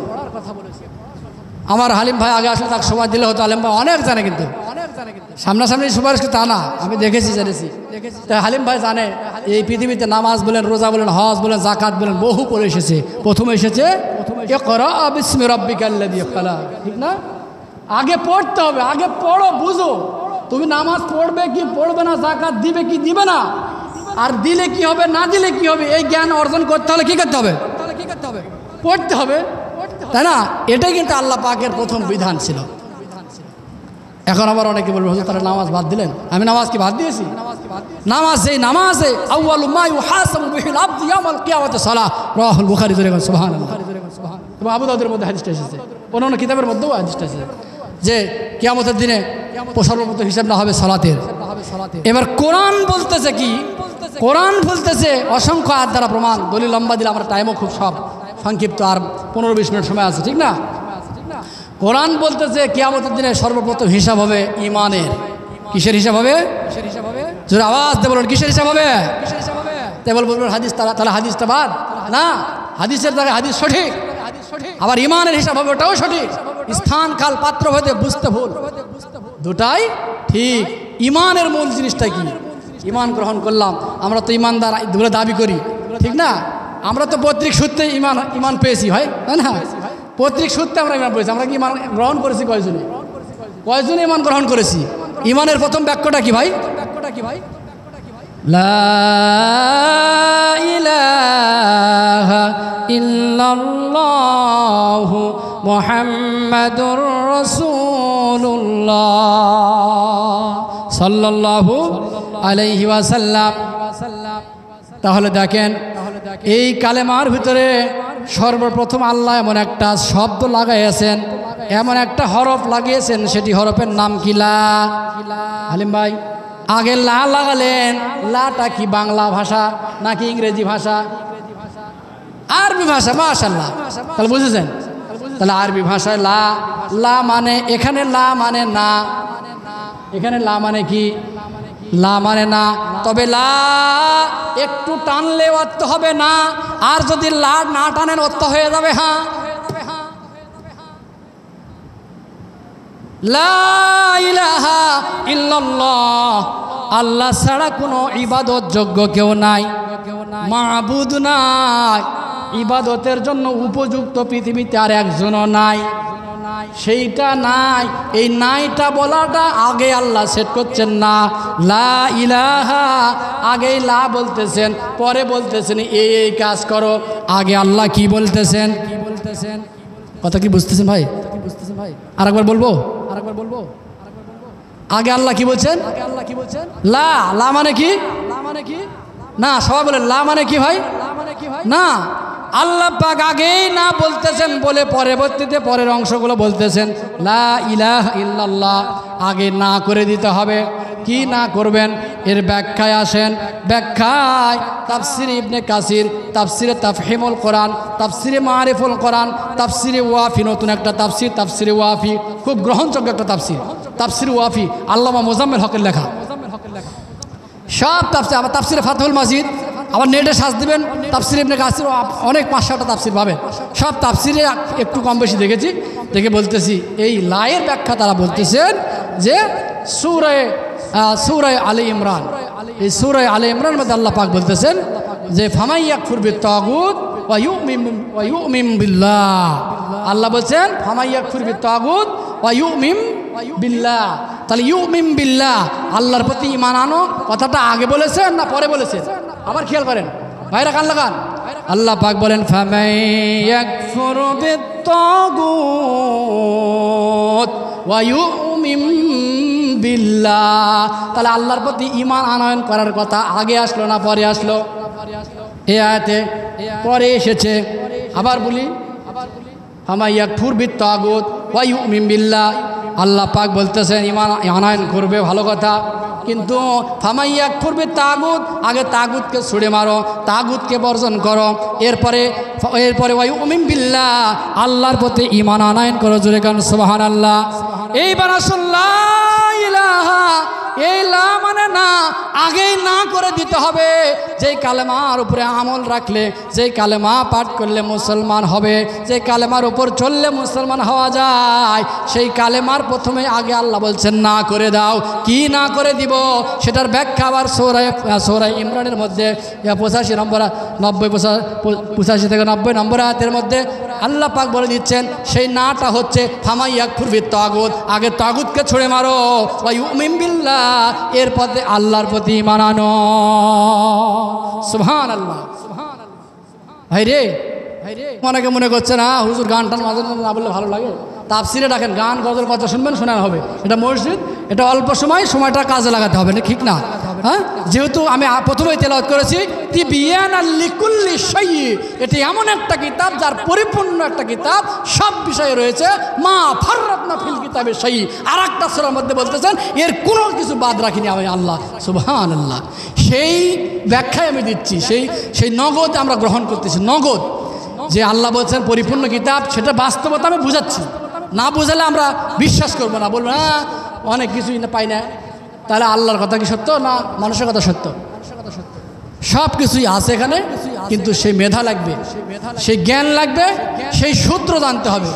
দেখেন যারা ম্যাথের টিচার, যারা গণিত ক্লাস নেয়, পৃথিবীর যে অঙ্কই দেন না কেন একটা সূত্র ফেলে করে ফেলে না ভাই? পারে যারা গণিত টিচার, যারা গণিত ক্লাস নেয়, বুঝেননি? যে কোনো বিশ্বের যে অঙ্কই দেন গণিত টিচারদের কাছে একটা সূত্র ফেলে অঙ্ক করে ফেলবে না? সূত্র ফেলে অঙ্ক করবে। তাহলে মূল জিনিসটা কি? সূত্র। তো সূত্রই যদি না জানেন তাহলে আপনি কোরআনের মধ্যে আছে কি না এটা বুঝবেন না তো। ভাই রে, এই জন্য আমাদের গবেষণা করতে হবে আর গবেষণা করাতে হবে। আজকে খতিব সাহেব যারা থাকে, আমি খতিব সাহেবের বিপক্ষে বলছি না, আল্লাহ পাক প্রত্যেক খতিবকে সে যোগ্য দান করছে, আল্লাহ আমিন। খতিবেরা কমা হোক ভালো হোক, খতিবদের সাথে ভালো ব্যবহার করবেন, এটাই আল্লাহ পাকের নির্দেশ, এটাই ইসলাম ধর্মের নির্দেশ। ঠিক আছে, কমা হোক ভালো হোক সেটা তার ব্যাপার, কিন্তু এই খতিবদেরকে বলবেন যে হুজুর প্রত্যেকটা দিনে একটা সূরার উপর হোক, একটা দুটা আয়াতের উপর হোক, আয়াতটা তেলাওয়াত করবেন, এর উপর ব্যাখ্যা বিশ্লেষণ করবেন। তাহলে কি হবে? আমরা আপনাকে নির্দেশ করতেছি না, আপনাকে অর্ডার করার অধিকার আমাদের নাই, কারণ আমাদের একটা মতামত আপনার সাথে পেশ করতেছি। যেহেতু আমরা অন্য সময় পাই না, শুক্রবারের দিনে এসে অন্তত 10টা মিনিট শুনবো, তাহলে আপাতত কিছু জ্ঞান অর্জন হবে। সেই সময়তে বলতেছি প্রত্যেকটা দিন প্রত্যেকটা জমাতে আপনি রুটিন করে নেবেন, অমুক সূরা, যেই সূরা বলবেন সেই সূরা থেকে আপনি তার তাফসীর শুরু করে দিবেন। বলে দিবেন যে আজকে অমুক সূরার এত নম্বর আয়াত থেকে তাফসীর শুরু, সরল অনুবাদ শুরু। কি আমি কি বড় কথা বললাম? কারো কোনো হুজুরের বিরুদ্ধে বললাম? তাহলে কি হবে? তার যোগ্যতা থাক না থাক, সে অন্তত চেষ্টা করবে, গবেষণা করবে, বাড়িতে বসে থাকে, ওখানে বসে থাকবে, এমনি বসে থাকবে, সময়ের দাম নাই। আর মুসল্লির এক সপ্তাহ পরে আসবে, হা করে বসে থাকবে, সময়েরও দাম আছে। এই সব দিকে হিসাব করে আমাদেরকে, যেহেতু মূল্যবান সময়, আগেই বলেছিলাম মূল্যবান জিনিস সেটি হলো সময়টা কাজে লাগাতে হবে। সেই সূত্রে আমরা কোরআনের গুরুত্ব, কোরআনের ভূমিকামূলক কিছু কথা আমরা বললাম। তবে তিবিয়ানাল লিকুল্লি শাই, কোরআন যে সব জবাব দিতে পারতেছে সেই কথাই বলছিলাম। এবার আসুন, কোরআনুল কারীমকে প্রশ্ন করা হবে, ও কোরআন তুমি দুনিয়াতে এসেছ অনেকগুলো অন্ধকার সমূহ থেকে, মিনাজ জুলুমাত, এই কথাই ছিল কিনা ইব্রাহিমের ওই প্রথম 2 নম্বর আয়াত। ও কোরআন তুমি বলে দিচ্ছ যে অনেক অন্ধকার সমূহ থেকে একমাত্র পথ আলোর দিকে আসার জন্য আমি দুনিয়াতে এসেছি। এইবার এখানে একটা তথ্য দেওয়ার জন্য এতক্ষণ কথা বলেছিলাম একটা তথ্য দিব। সেই তথ্য হলো লিউখরিজুন নাস মিনাজ জুলুমাত। জুলুমাত এটা আরবি গ্রামার যারা বুঝেন তারা বুঝবেন, জুলুমাত শব্দটা বহু বচন, আর জুলুমাত ইলান নূর, নূর কিন্তু এক বচন, নূরের বহু বচন আনোয়ার। আল্লাহ এখানে আনোয়ার দেন নাই, মিনাজ জুলুমাত ইলান নূর, তাহলে বহু বচন জুলুমাত দিলেন, বহু বচন জুলুমাত দিলেন, অর্থ অথচ আলোর জন্য আলোর বিষয়ে বলতে গিয়া 1 বচন শব্দ ব্যবহার করলেন। এখানে তথ্যটা হলো এই অর্থাৎ অনেকগুলো শয়তানের পথ অনেক থাকবে, জুলুমাত মানে অনেক ভুল থাকবে, ঠিক কিনা ভাই? কিন্তু সঠিকের পথ কয়টা হবে? সঠিকের পথ কয়টা হবে? সঠিক পথটা একটা হয় না দুইটা হয়? বুঝলেন মনে হয়? সঠিক পথ যেহেতু একটা, এই জন্য সঠিক পথের জায়গা আল্লাহ নূর 1 বচন দিয়েছে। আর যেহেতু ভুলের পরিমাণ মেলা হয়, ভুলের ধরনও মেলা হয়, ভুলের রাস্তাও মেলা হয়, শয়তানের ওয়াসওয়াসাও মেলা রকমের হয়, অনেক দিক দিয়ে শয়তান মানুষদেরকে বিপদগ্রস্ত করার চেষ্টা করে, কিন্তু সঠিক পথ পাওয়ার জন্য একটাই রাস্তা। এই জন্য কোরআনকে প্রশ্ন করলাম, কোরআন তুমি কেন দুনিয়াতে এসেছো? কোরআন বলতেছে অন্ধকার সমূহ থেকে একমাত্র পথ, আলোর পথ, ইহদিনাস সিরাতাল মুস্তাকিমের পথে পরিচালিত করার জন্য আমি কোরআন জমিনে আল্লাহ পাকের হুকুম মোতাবেক এসেছি। জোরে গান সুবহানাল্লাহ। এইবার কোরআনকে যদি বলা হয়, ও কোরআন বুঝলাম অন্ধকার সমূহ থেকে আলোর দিকে আসার জন্য তুমি পৃথিবীতে এসেছো, তাহলে তোমার কাছে জানতে চাই তুমি কি হিসেবে দুনিয়াতে এসেছো, কি হিসেবে? এবার কোরআন বলতেছে ইন্না আনজালনাহু ইলাইকাল কিতাবা বিল হাক্কি লিতাহকুমা বাইনান নাসি বিমা আরাকাল্লাহ। জোরে জোরে কর আল্লাহু আকবার। কোরআনুল কারীম কোন সূরা? সূরাতুন নিসা। সূরাতুন নিসা আল্লাহ সুবহানাহু ওয়া তাআলা কোরআনুল কারীমের মধ্যে বলে দিচ্ছেন, ও দুনিয়ার মানুষ রে, সূরাতুন নিসার 105 নম্বর আয়াতটা, ইন্না আনজালনা, ইন্না নিশ্চয় হরফে মুসাব্বাত বিল ফিল। আল্লাহ শব্দ, আল্লাহ বক্তব্য দেওয়ার আগে আল্লাহ রাইট ফ্রম অফ ভার্বগুলো আগে পেশ করতেছেন। তার মানে বাক্য গঠন করতে হলে ভার্ব লাগে, কি লাগে না? ভার্ব লাগে, প্রিপোজিশন লাগে। যারা আরবি ইংরেজি গ্রামার বোঝেন তারা বুঝবেন। এরপরে মূল কথা কিন্তু আল্লাহ পরে বলে বা মাঝে মাঝে বলে এটাকে উপযুক্ত করার জন্য রাইট ফ্রম অফ ভার্ব লাগে। সুতরাং আল্লাহ বলছেন ইন্না, হরফে মুসাব্বাত ফিল ছেদ করতেছেন।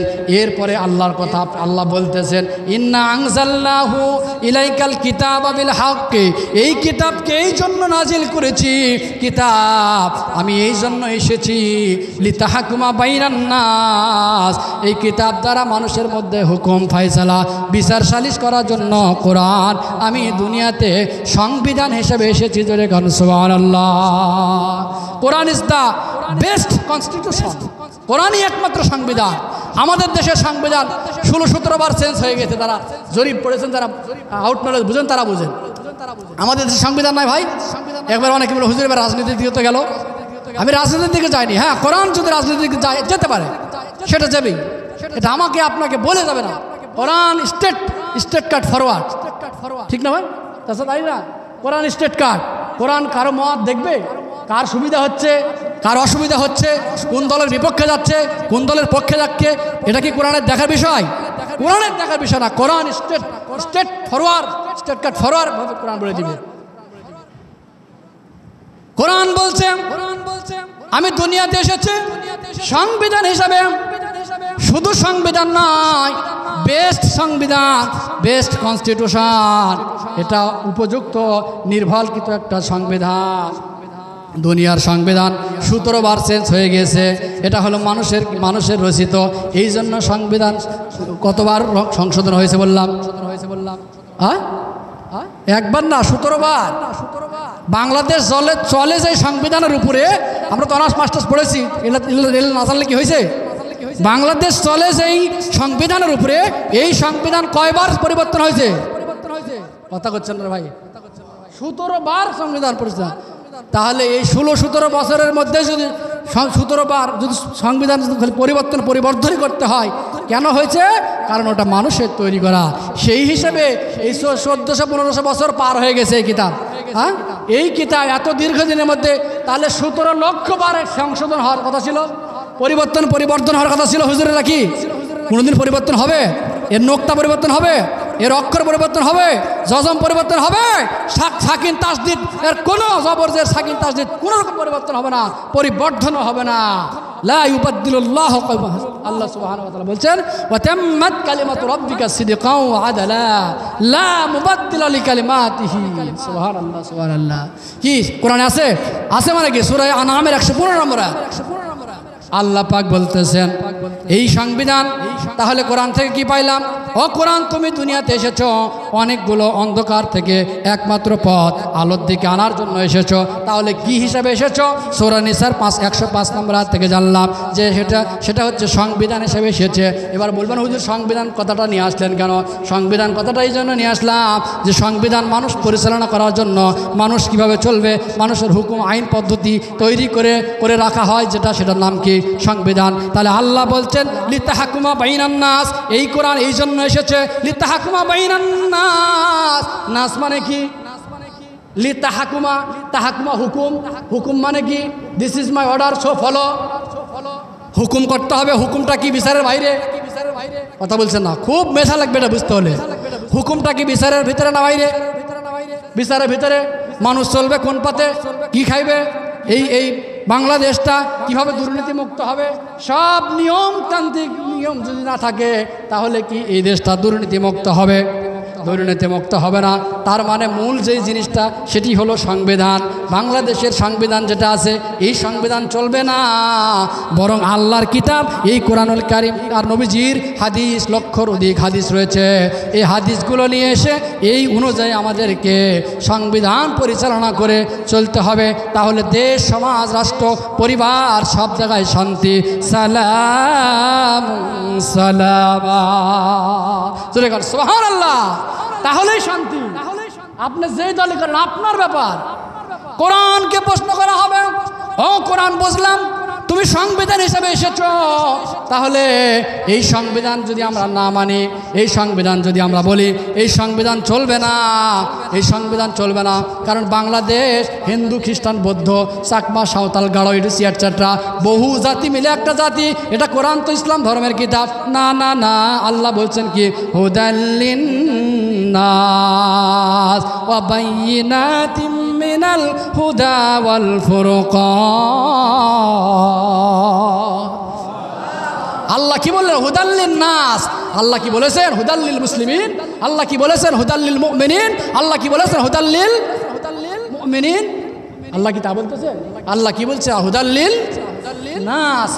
মানুষ পদপাদিত, হিন্দুও তো একটা মানুষ, খ্রিস্টানও তো একটা মানুষ, বৌদ্ধও তো একটা মানুষ। তার মানে বোঝা যাচ্ছে কোরআন এমন একটি উপযুক্ত কিতাব, এমন একটা গ্রন্থ, এই গ্রন্থকে যদি সংবিধান হিসেবে মানা হয় তাহলে হিন্দুরা ভালো থাকবে, খ্রিস্টানেরা ভালো থাকবে, বৌদ্ধরা ভালো থাকবে, সাঁওতালেরা ভালো থাকবে, ত্রিপুরারা ভালো থাকবে, পত্রপুরেরা ভালো থাকবে, মাউরিরা ভালো থাকবে, আরও যেগুলো জাতি রয়েছে অনেক উপজাতি, এগুলো পড়েছি আমরা, এগুলো সব জাতি ভালো থাকবে একটা সংবিধান ফলো করলে। সেই সংবিধান নাম কি?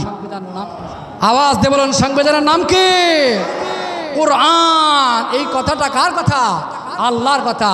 তাহলে কফ র উর আ নুন, তাহলে কয়টা আসলো? মিনিমাম 5টা অক্ষর। তাহলে 5 10 50টা নাকি কোরআন বলবেন, এটা তো নাকি পেয়ে গেলেন। তাহলে এইরকম আলোচনা বাদ দিয়ে আমরা কি আলোচনা শুনবো বলেন? আমরা তো নগদে বিশ্বাসী, বলি না যে নগদ যাপো, হাত পেতে নাও, বাকির খাতা শূন্য থাক, দূরের বাদ্য শুনে কি লাভ, মাঝখানে যে বেজায় ফাঁক।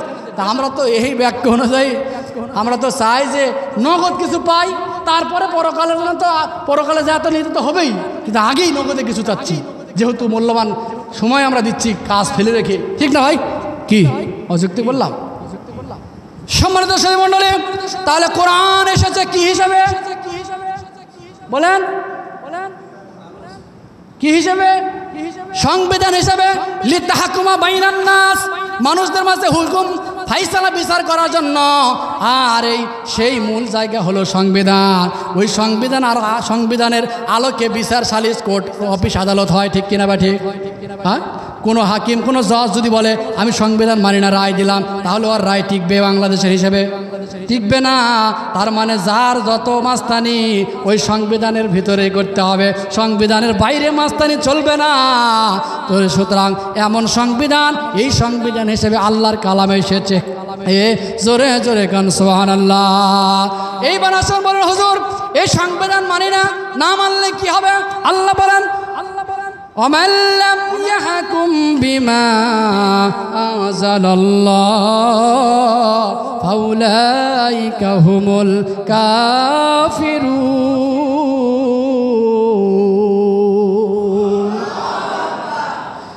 এক জায়গায় কাফিরুন, আর এক জায়গায় ফাউলাইকা হুমুজ জালিমুন, আর এক জায়গায় ফাউলাইকা হুমুল ফাসিকুন।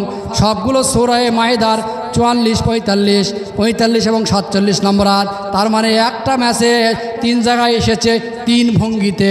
সেটা কি হুজুর বুঝলাম না, আমরা তো আরবিক মানুষ না, আমরা তো বাঙালি, আমাদেরকে এবার বাংলা বোঝান। আল্লাহ বলছেন আমাল্লাম ইয়াহকুম বিমা আনজালাল্লাহ। আগের আয়াতে কি পাইলাম? কোরআন এসেছে মানুষদের মাঝে হুকুম করার জন্য। এবার এই আয়াতের মধ্যে আল্লাহ বলছেন আমাল্লাম ইহাকুম, ইহাকুম হুকুম করার জন্য। তার আমাল্লাম ইহাকুম বিমা আনজালাল্লাহ, যে ব্যক্তি আল্লাহর কিতাব অনুযায়ী হুকুম ফায়সালা করবে না, বিচার করবে না, চলবে না, চলার চেষ্টা করবে না, ফাউলাইকা হুমুল কাফিরুন। তার পরিচয় কি? কি বললেন? তার পরিচয়টি কাফের। তার পরিচয়টা কি?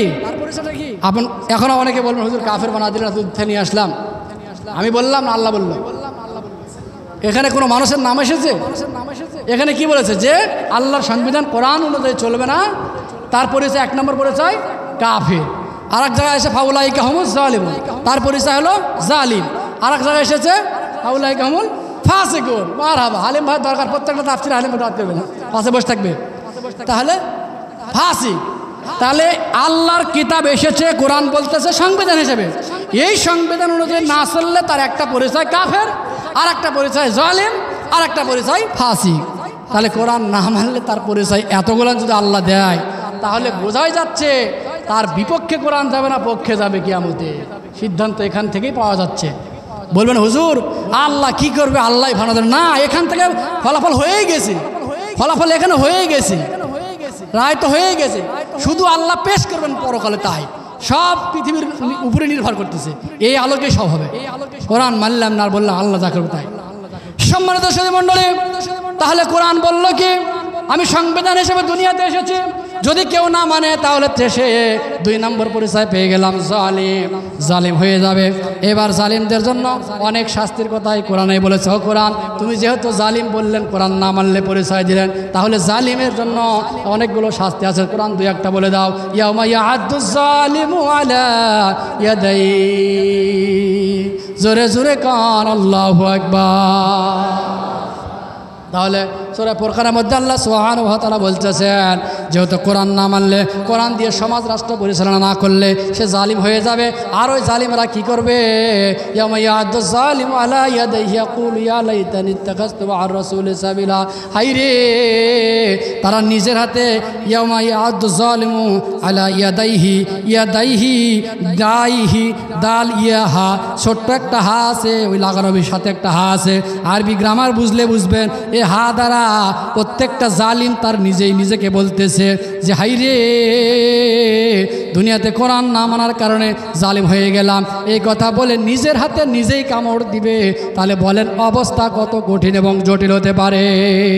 একটা মানুষ যখন নিজের হাতে নিজেই যখন কামড় দিবে, তাহলে পরিস্থিতি কিরকম হবে এটা বোঝাই যাচ্ছে। কি ভাই, বোঝা গেছে কি? হ্যাঁ, এটা কি আল্লাহর কথা না আমার কথা? যে জালিমারা কি করবে? নিজের হাতে নিজে কি দিবে? কামড় দিবে, কামড়াতেই থাকবে। চিন্তা করা যায়? তাহলে বোঝেন, তাহলে নিজেই হাতে নিজে যখন কামড়াবেন, একজনের জিমটি মারে তাহলে তো সহ্য হয় না, মুটকি মারে দেন। এবার নিজেই যে নিজে কামড়াচ্ছেন, হ্যাঁ, এবার নিজেই কামড়াচ্ছে আর আফসোস করবে। এইরকম আফসোসমূলক শব্দ আমি গোটা কোরআন গবেষণা করে এনেছি 12টা এইরকম আফসোসমূলক বাক্য। কতটা বাক্য বললাম? 12টা আফসোসমূলক বাক্য এইরকম ভাবে আসবে। ওদিকে আমরা সময় তো হবে না, ওরা পরে সাবজেক্টটা রেখে দিলাম। এবার আবার আসেন কোরআন যেহেতু পরিপূর্ণ একটা কিতাব, কোরআন। তাহলে কোরআন তুমি জবাব দিয়ে দাও। কোরআন যারা মানবে না তারা কি করবে? কোরআন বলে দিচ্ছে তারা নিজেরা নিজের হাতে কামড়াতে থাকবে। জোরে গান নাউজুবিল্লাহ, নাউজুবিল্লাহ। নিজের হাতে নিজেই কামড়াতে থাকবে। আর আগে কি শুনলাম? কোরআন তার বিপক্ষে চলে যাবে। দুনিয়াতে বন্ধু তার বন্ধুর বিপক্ষে যাওয়াই স্বাভাবিক, যাচ্ছে কিনা? একটা দল আর একটা দলের বিপক্ষে যাচ্ছে, যাওয়াটাই স্বাভাবিক। কিন্তু যখন কোরআন আপনার বিপক্ষে চলে যাবে, সেই দিনই আন্দোলন করে, মিছিল মিটিং করে, বিক্ষোভ করে, শিরোনি অভিযান করে, আল্লাহর বিরুদ্ধে লড়াই করে কোনো কাজ হবে? বলবেন হুজুর বিশাল বড় দল, আমরা ক্ষমতায় চলে গেছি, আমরা তো বিশাল বড় দল, আমাদের কাছে আল্লাহকে তা টিকবে? নাউজুবিল্লাহ। হ্যাঁ, বিশাল বড় বিশাল বড় দলের দাদার ফেরাউন দুনিয়াতে নাই। ফেরাউনের হাঁপ শক্তি এখন আছে নাকি কোনো রাজা বাচ্চার? ফেরাউনের হাঁপের শক্তি নাই। তাহলে সেই ফেরাউন দুনিয়াতে টিকেনি। পানি খাওয়াতে খাওয়াতে আল্লাহ লাঞ্ছিত করে দুনিয়ার জীবন থেকে নিয়েছেন, জাহান্নামে পাঠিয়েছেন। জাহান্নামে পাঠাচ্ছেন তো পাঠিয়েছেন মানুষ যেন চিরদিন না ভুলে। এই জন্যে মিশরের সেই পিরামিডে জাদুঘরে তার ছবিও আল্লাহ সংরক্ষণ করে রেখে দিয়েছেন কি জান না? কারণ যখন পচে দুর্গন্ধ হয়ে শেষ হয়ে যাবে তখন মানুষ ভুলে যেতে পারে। অতএব মানুষ যেন না ভুলে, আর মানুষ যেন ওখান থেকে শিক্ষা নিতে পারে, এই জন্যই আল্লাহ এই সবচেয়ে বড় স্বৈরাচার, সবচেয়ে বড় জালেম ফেরাউনের লাশটা ওইভাবে রেখে দিয়েছে। এখান থেকে শিক্ষা নিতে হবে ভাই রে। সূরাতুল বানী ইসরাঈলের 65 নম্বর আয়াতে বলে দিয়েছেন, পৃথিবীতে এমন কোনো কওম নাই, এমন কোনো অত্যাচারী নাই যে অত্যাচারী করবে আর টিকে থাকবে। আল্লাহ বলতেছেন কিন্তু কোন সূরা? সূরা বানী ইসরাঈল। পৃথিবীতে এমন কোনো কওম নাই যে অত্যাচারী করে টিকে থাকবে, আমি আল্লাহ সহ্য করবো না, তাকে প্রতিষ্ঠিত হতে দিব না কোশ্চিন কালো। সম্মানিত মণ্ডলী, আর 4 মিনিট সময়। কোরআন যেহেতু পরিপূর্ণ কিতাব, কোরআন তুমি বলে দাও। হ্যাঁ,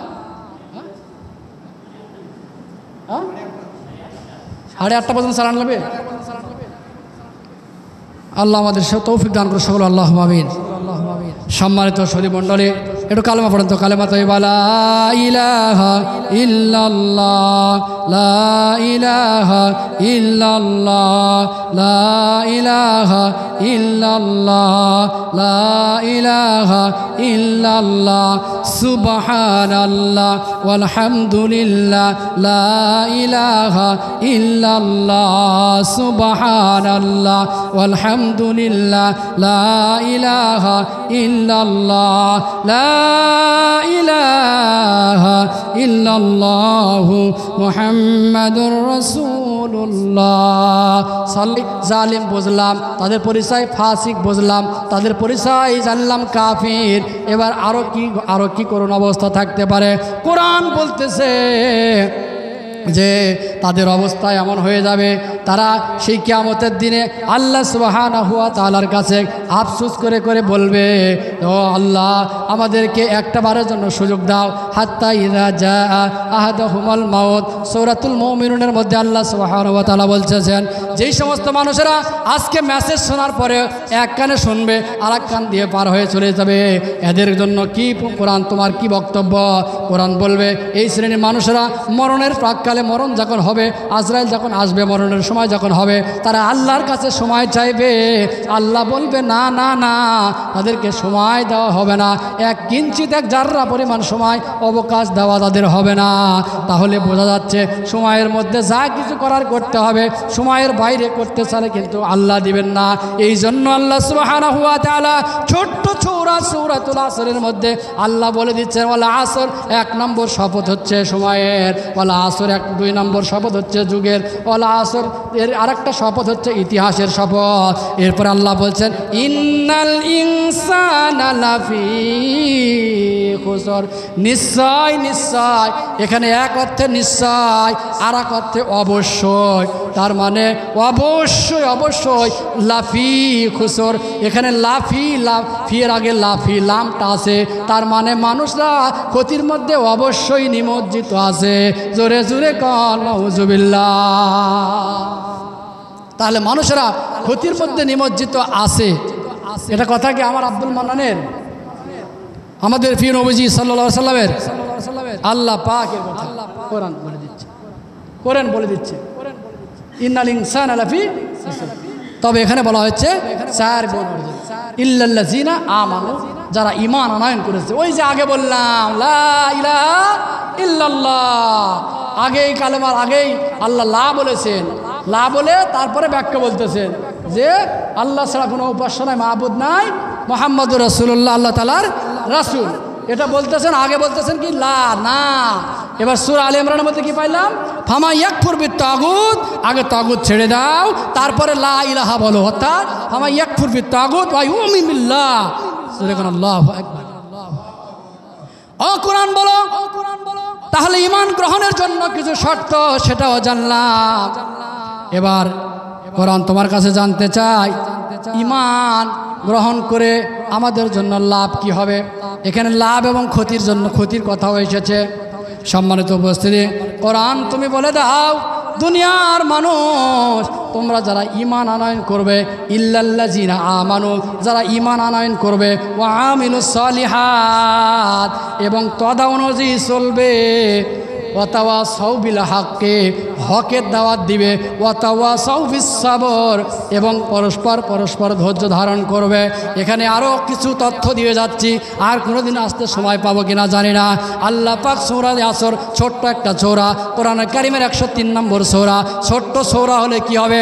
ইমাম মালিক রহমতুল্লাহ আলাই, ইমাম শাফি রহমতুল্লাহ আলাই এবং আব্দুল্লাহ ইবনে আব্বাস আরও কতিপয়ের মতামত রয়েছে। কোরআন এমন এই সূরাতুল আসর এমন একটা সূরা, লাউ তাদাব্বারান নাস বিহাযিহি সূরা, কোরআনের সূরায়ে আসর থেকে যদি বক্তব্য সভা সমিতি শুরু করা হয়, দুনিয়ার মানুষ জন্ম থেকে শুরু করে মৃত্যু পর্যন্ত করতে পারবে, যা কিছু শিক্ষা এখান থেকে নিতে পারবে। আরও তারা তথ্য দিয়েছেন যে ইজা কানা রজুলাইনি আসহাবিন নবী সাল্লাল্লাহু আলাইহি ওয়াসাল্লাম, বুখারীর হাদিস। এবার হাদিসে চলে যাচ্ছি, কারণ কোরআন থেকে হাদিসের হক আদায় করতেছি। এবার নবীজি সাল্লাল্লাহু আলাইহি ওয়াসাল্লাম বলেন যে দুইজন সাহাবী যখন সাক্ষাৎ করতেন, তখন সাক্ষাৎ করে বিভিন্ন আলাপ আলোচনা করতেন, করার পরে দুইজন সাহাবী যখন ওখান থেকে পৃথক হয়ে যাবেন, চলে যাবেন দুই দিকে, তখন আবার সূরাতুল আসর একে অপরকে শুনিয়ে তারপরে ওখান থেকে যেতেন। জোরে জোরে গান সুবহানাল্লাহ। তাহলে এর মধ্যে কি মধু লুকে আছে এটা বোঝাই যাচ্ছে, এর ব্যাখ্যা বিশ্লেষণের ব্যাপার। ও কোরআন তুমি বলো মানুষের বাঁচার পথ কয়টি? যেহেতু তুমি পরিপূর্ণ জীবন বিধান, কোরআন বলে দিল ছোট্ট একটা সূরা আসরের মধ্যে কয়টা বললো?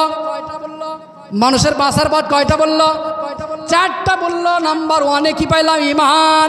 ঈমানটার জন্য আল্লাহ পাক শর্ত দিয়ে দিলেন সূরা আলে ইমরানের মধ্যে, ফামান ইয়াকফুর বিত-তাগুত ওয়া ইউমিন বিল্লাহ।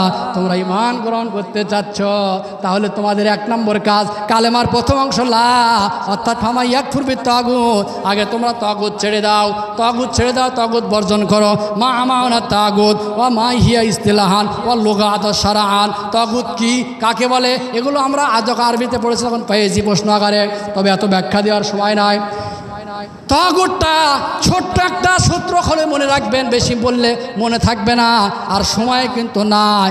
তাগুতটা হলো ওই জিনিস যে নিজে আল্লাহর বিধান মানে না, অপরজনকেও মানতে দেয় না। তাগুত, যে তাগুতকে বর্জন করতে বলেছেন, এরপরে ঈমান আনার কথা বলে দিয়েছেন। আল্লাহ কালেমার আগেই না বলে দিয়েছেন, পরে বলেছেন এই কাজ করো। তার মানে আগে না করার মানে হলো তাগুতকে আগে না করতে হবে, তাগুতকে আগে ছুড়ে মারতে হবে। তাগুতটা কি? যে নিজে আল্লাহর বিধান মানে না, নবীজির তরিকা মানে না, এবং অপরকেও মানতে দেয় না, সমাজকে মানতে দেয় না, সমাজের মানুষকেও মানতে দেয় না, রাষ্ট্রে আল্লাহর হুকুম বাস্তবায়ন হোক এটা চায় না।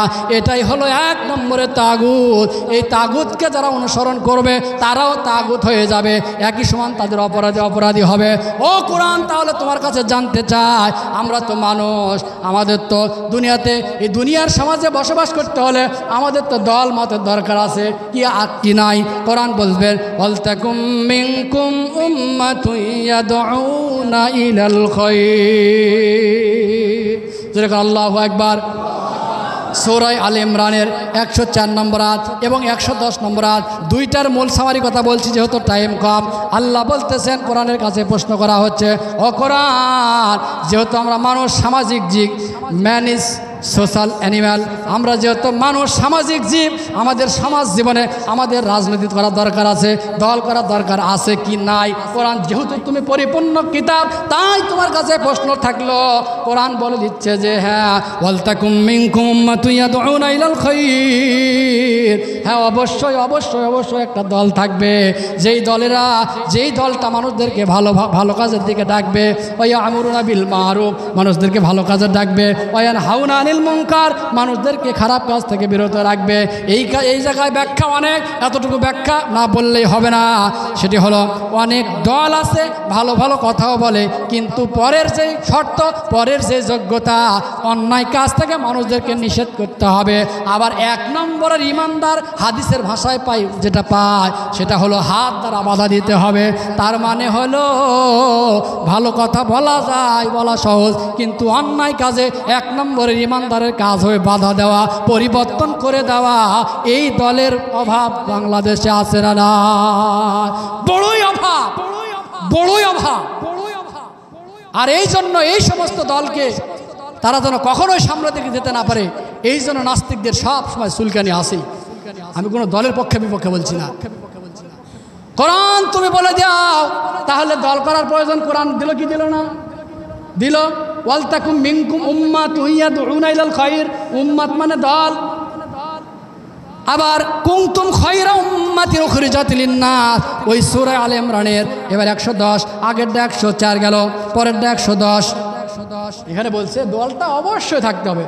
কুনতুম খায়রা উম্মাতিন উখরিজাত লিন-নাস, অবশ্যই দল থাকতে হবে, যে দলেরা মানুষদেরকে ভালো কাজের দিকে ডাকবে, অন্যায় কাজে মানুষদেরকে বাধা দিবে। ও কোরআন, তাহলে বুঝলাম দল করার দরকার আছে। তাহলে এবার কোরআন, সামনে ইলেকশন, আমরা কাকে নির্বাচন করব? কোরআন যেহেতু তুমি তিবিয়ান পরিপূর্ণ কিতাব, তাই তোমার কাছে প্রশ্ন দিলাম। কোরআন বলতেছে, মাইয়াশফা শাফাআতান হাসানাতান হাসানাতান ইয়াকুল লাহু নাসীবুম মিনহা। হাফেজে কোরআনে আছে না নাই? সূরাতুন নিসার 85 নম্বর আয়াত। এই আয়াতটা অবশ্যই রেকর্ড করে নেন, অবশ্যই আয়াতটা লিখে নেন, যেহেতু সামনে নির্বাচন। কোরআন বলতেছে, মাইয়াশফা শাফাআতান, যে যাকে সুপারিশ করবে, সমর্থন জানাবে, ভোট দিবে। শাফা এর ব্যাখ্যা, এর অর্থ একটা দুইটা নয়, এর অর্থ মিনিমাম 50টা হতে পারে। তার একটা হচ্ছে ভোট দেওয়া। ভোট দেওয়া মানে সমর্থন করা, কি করা নয়? ভোট দেওয়া মানে অবশ্যই সমর্থন করা। তার মানে কোরআন বলতেছে, মাইয়াশফা শাফাআতান শাফাআতান হাসানাতান ইয়াকুল লাহু নাসীবুম মিনহা। কোরআন বলতেছে, তুমি যাকে সুপারিশ করবে, সুপারিশ করার কারণে সে যদি ভালো হয়, তাহলে নাসীবুম মিনহা, একটা অংশ তুমি শুধু সুপারিশ দিলে, ঠাট করে ঠেল মারার কারণে একটা নেকি তুমি পেয়ে গেলে। আর ওয়ামাইয়াশফা শাফাআতান সাইয়্যাতান ইয়াকুল লাহু কিফলুম মিনহা। কোরআন বলতেছে, তুমি যাকে সিল মারবে, ভোট দিবে, ওই সিল মারার কারণে, একটা ভোট বেশি পাওয়ার কারণে সে মন্ত্রী হয়ে গেল, এমপি হয়ে গেল, চেয়ারম্যান হয়ে গেল, মেম্বার হয়ে গেল, ইডিসিআর চ্যাপ্টা, সমাজের বিভিন্ন বড় পদ পেয়ে গেল।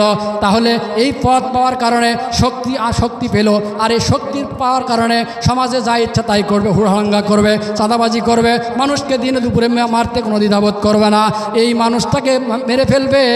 আমি একটা ভোট দেওয়ার কারণে, সুপারিশ করার কারণে যত মানুষকে মেরে ফেলবে, যত মানুষের কাছ থেকে চাঁদা নিবে, যত মানুষকে আশ্বাস দিবে, প্রত্যেকটা অপরাধের, প্রত্যেকটা হত্যার আমলনামায় আমি হাজি, তাহাজ্জুদ গুজারি, ভোট দিয়ে এসে জোহরের নামাজ পড়লাম, আমার আমলনামায় সব হত্যার অপরাধগুলো একবারে নগদে লিপিবদ্ধ হয়ে গেল।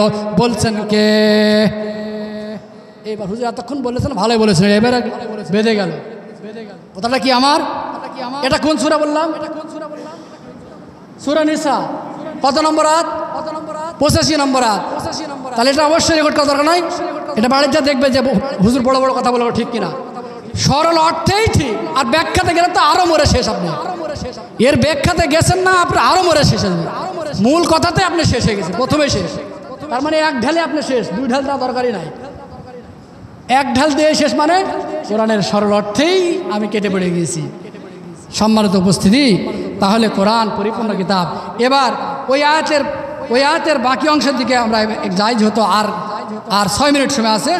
আল্লাহ পাক এবার বাকি অংশের দিকে কি বলতেছেন দেখেন। আল্লাহ বলছেন যে হুদাও ওয়া রাহমাতাও ওয়া বুশরা লিল মুসলিমিন। আল্লাহু আকবার। তাহলে এতক্ষণ পর্যন্ত তিবিয়ানের ব্যাখ্যা দিলাম। কিসের ব্যাখ্যা দিলাম? এতক্ষণ পর্যন্ত কোরআন যে পরিপূর্ণ কমপ্লিট একটা কিতাব, তার চূড়ান্ত বাস্তবতা এতক্ষণ পর্যন্ত দেখালাম। এটা দরকার ছিল না? চূড়ান্ত বাস্তবতা দেখালাম। এইবার বাকি অংশে বলি, যদি সময় থাকে আবার প্রথম অংশের দিকে আবার লাভ দেব। আল্লাহ পাক বলতেছেন এটা একটা রহমত, হুদাউ ও রহমতাউ ও বুশরা লিল মুসলিমিন। এটা মুসলমানদের জন্য সুসংবাদ। কার জন্য? সুসংবাদ, মুসলমানদের জন্য সুসংবাদ। এবার মুসলমান কারা? এইবার ধরা খেয়ে যাব। পৃথিবীর সব মুসলমান মুমিন, ভালো করে সূত্র দেখেন, সূত্র পৃথিবীর সব মুসলমান কি? মুমিন। খুব সূক্ষ্মভাবে ধরতে হবে, কিন্তু সব মুমিন মুসলমান নয়। নো নেভার, কখনোই নয়। তাহলে পৃথিবীর সব মুসলমান কি পাইলাম? মুমিন। কিন্তু সব মুমিন কি বলছেন না? মুখস্থ করে ফেলেন ভাই। সব মুমিন মুসলমান নয়। অনেকে বলবেন হুজুর এক কথা এতবার বলে ভালো লাগে। আরে ভাই টাইমটা তো আমি কাজে লাগাচ্ছি। তাফসিরে যখন যাবো তখন আমার মতো আমি বলে শেষ করে চলে যাবো, এতবার জিজ্ঞাসা করবো না, 2-1বার জিজ্ঞাসা কি, যেহেতু এটা সময় তাফসির, বসে আছেন কাজকর্ম সব ফেলে রেখে মসজিদ, এখানে মূল কথা আমাদেরকে বুঝিয়ে নিতে হবে। এবং বুঝলেন কিনা এটাও আমাদের জানার দরকার আছে। অন্ধের মতন চোখ বন্ধ করে খালি বলে চলে গেলাম, না কিছু বুঝলেন না। ইসব জুলেখার কাহিনী শুনে সারা রাত খুব ভালো লাগছে রে, ইসব মেয়ে না ছেলে এটাই তো জানে না। হ্যাঁ, কাহিনী তো সুন্দর লাগলো। ইউসুফ জুলাইখা এরা ছেলে না মেয়ে না হিজড়া এরা, এটা জানা দরকার নাই। এটা শুধু না জানে আর যদি ভালো লাগছে কাহিনী বলে মানাবে ভাই রে। তাহলে আল্লাহ পাক বলছেন মুসলমানদের জন্য এটা, এই কিতাব মুসলমানদের জন্য হেদায়েত। তার মানে হলো যারা হেদায়েত নিতে চাইবে তারা তাদেরকে কোরআন হেদায়েত করবে। এই যদি বলেন হুজুর এই কথাটা কোরআনে কোথায় আছে? আল্লাহ পাক বলছেন আল্লাযীনা জাহাদু ফীনা লানাহদিয়ান্নাহুম সুবুলানা। সূরা আনকাবুত, মাকড়সার নামে সূরা, আনকাবুতের শেষ নম্বর আয়াত।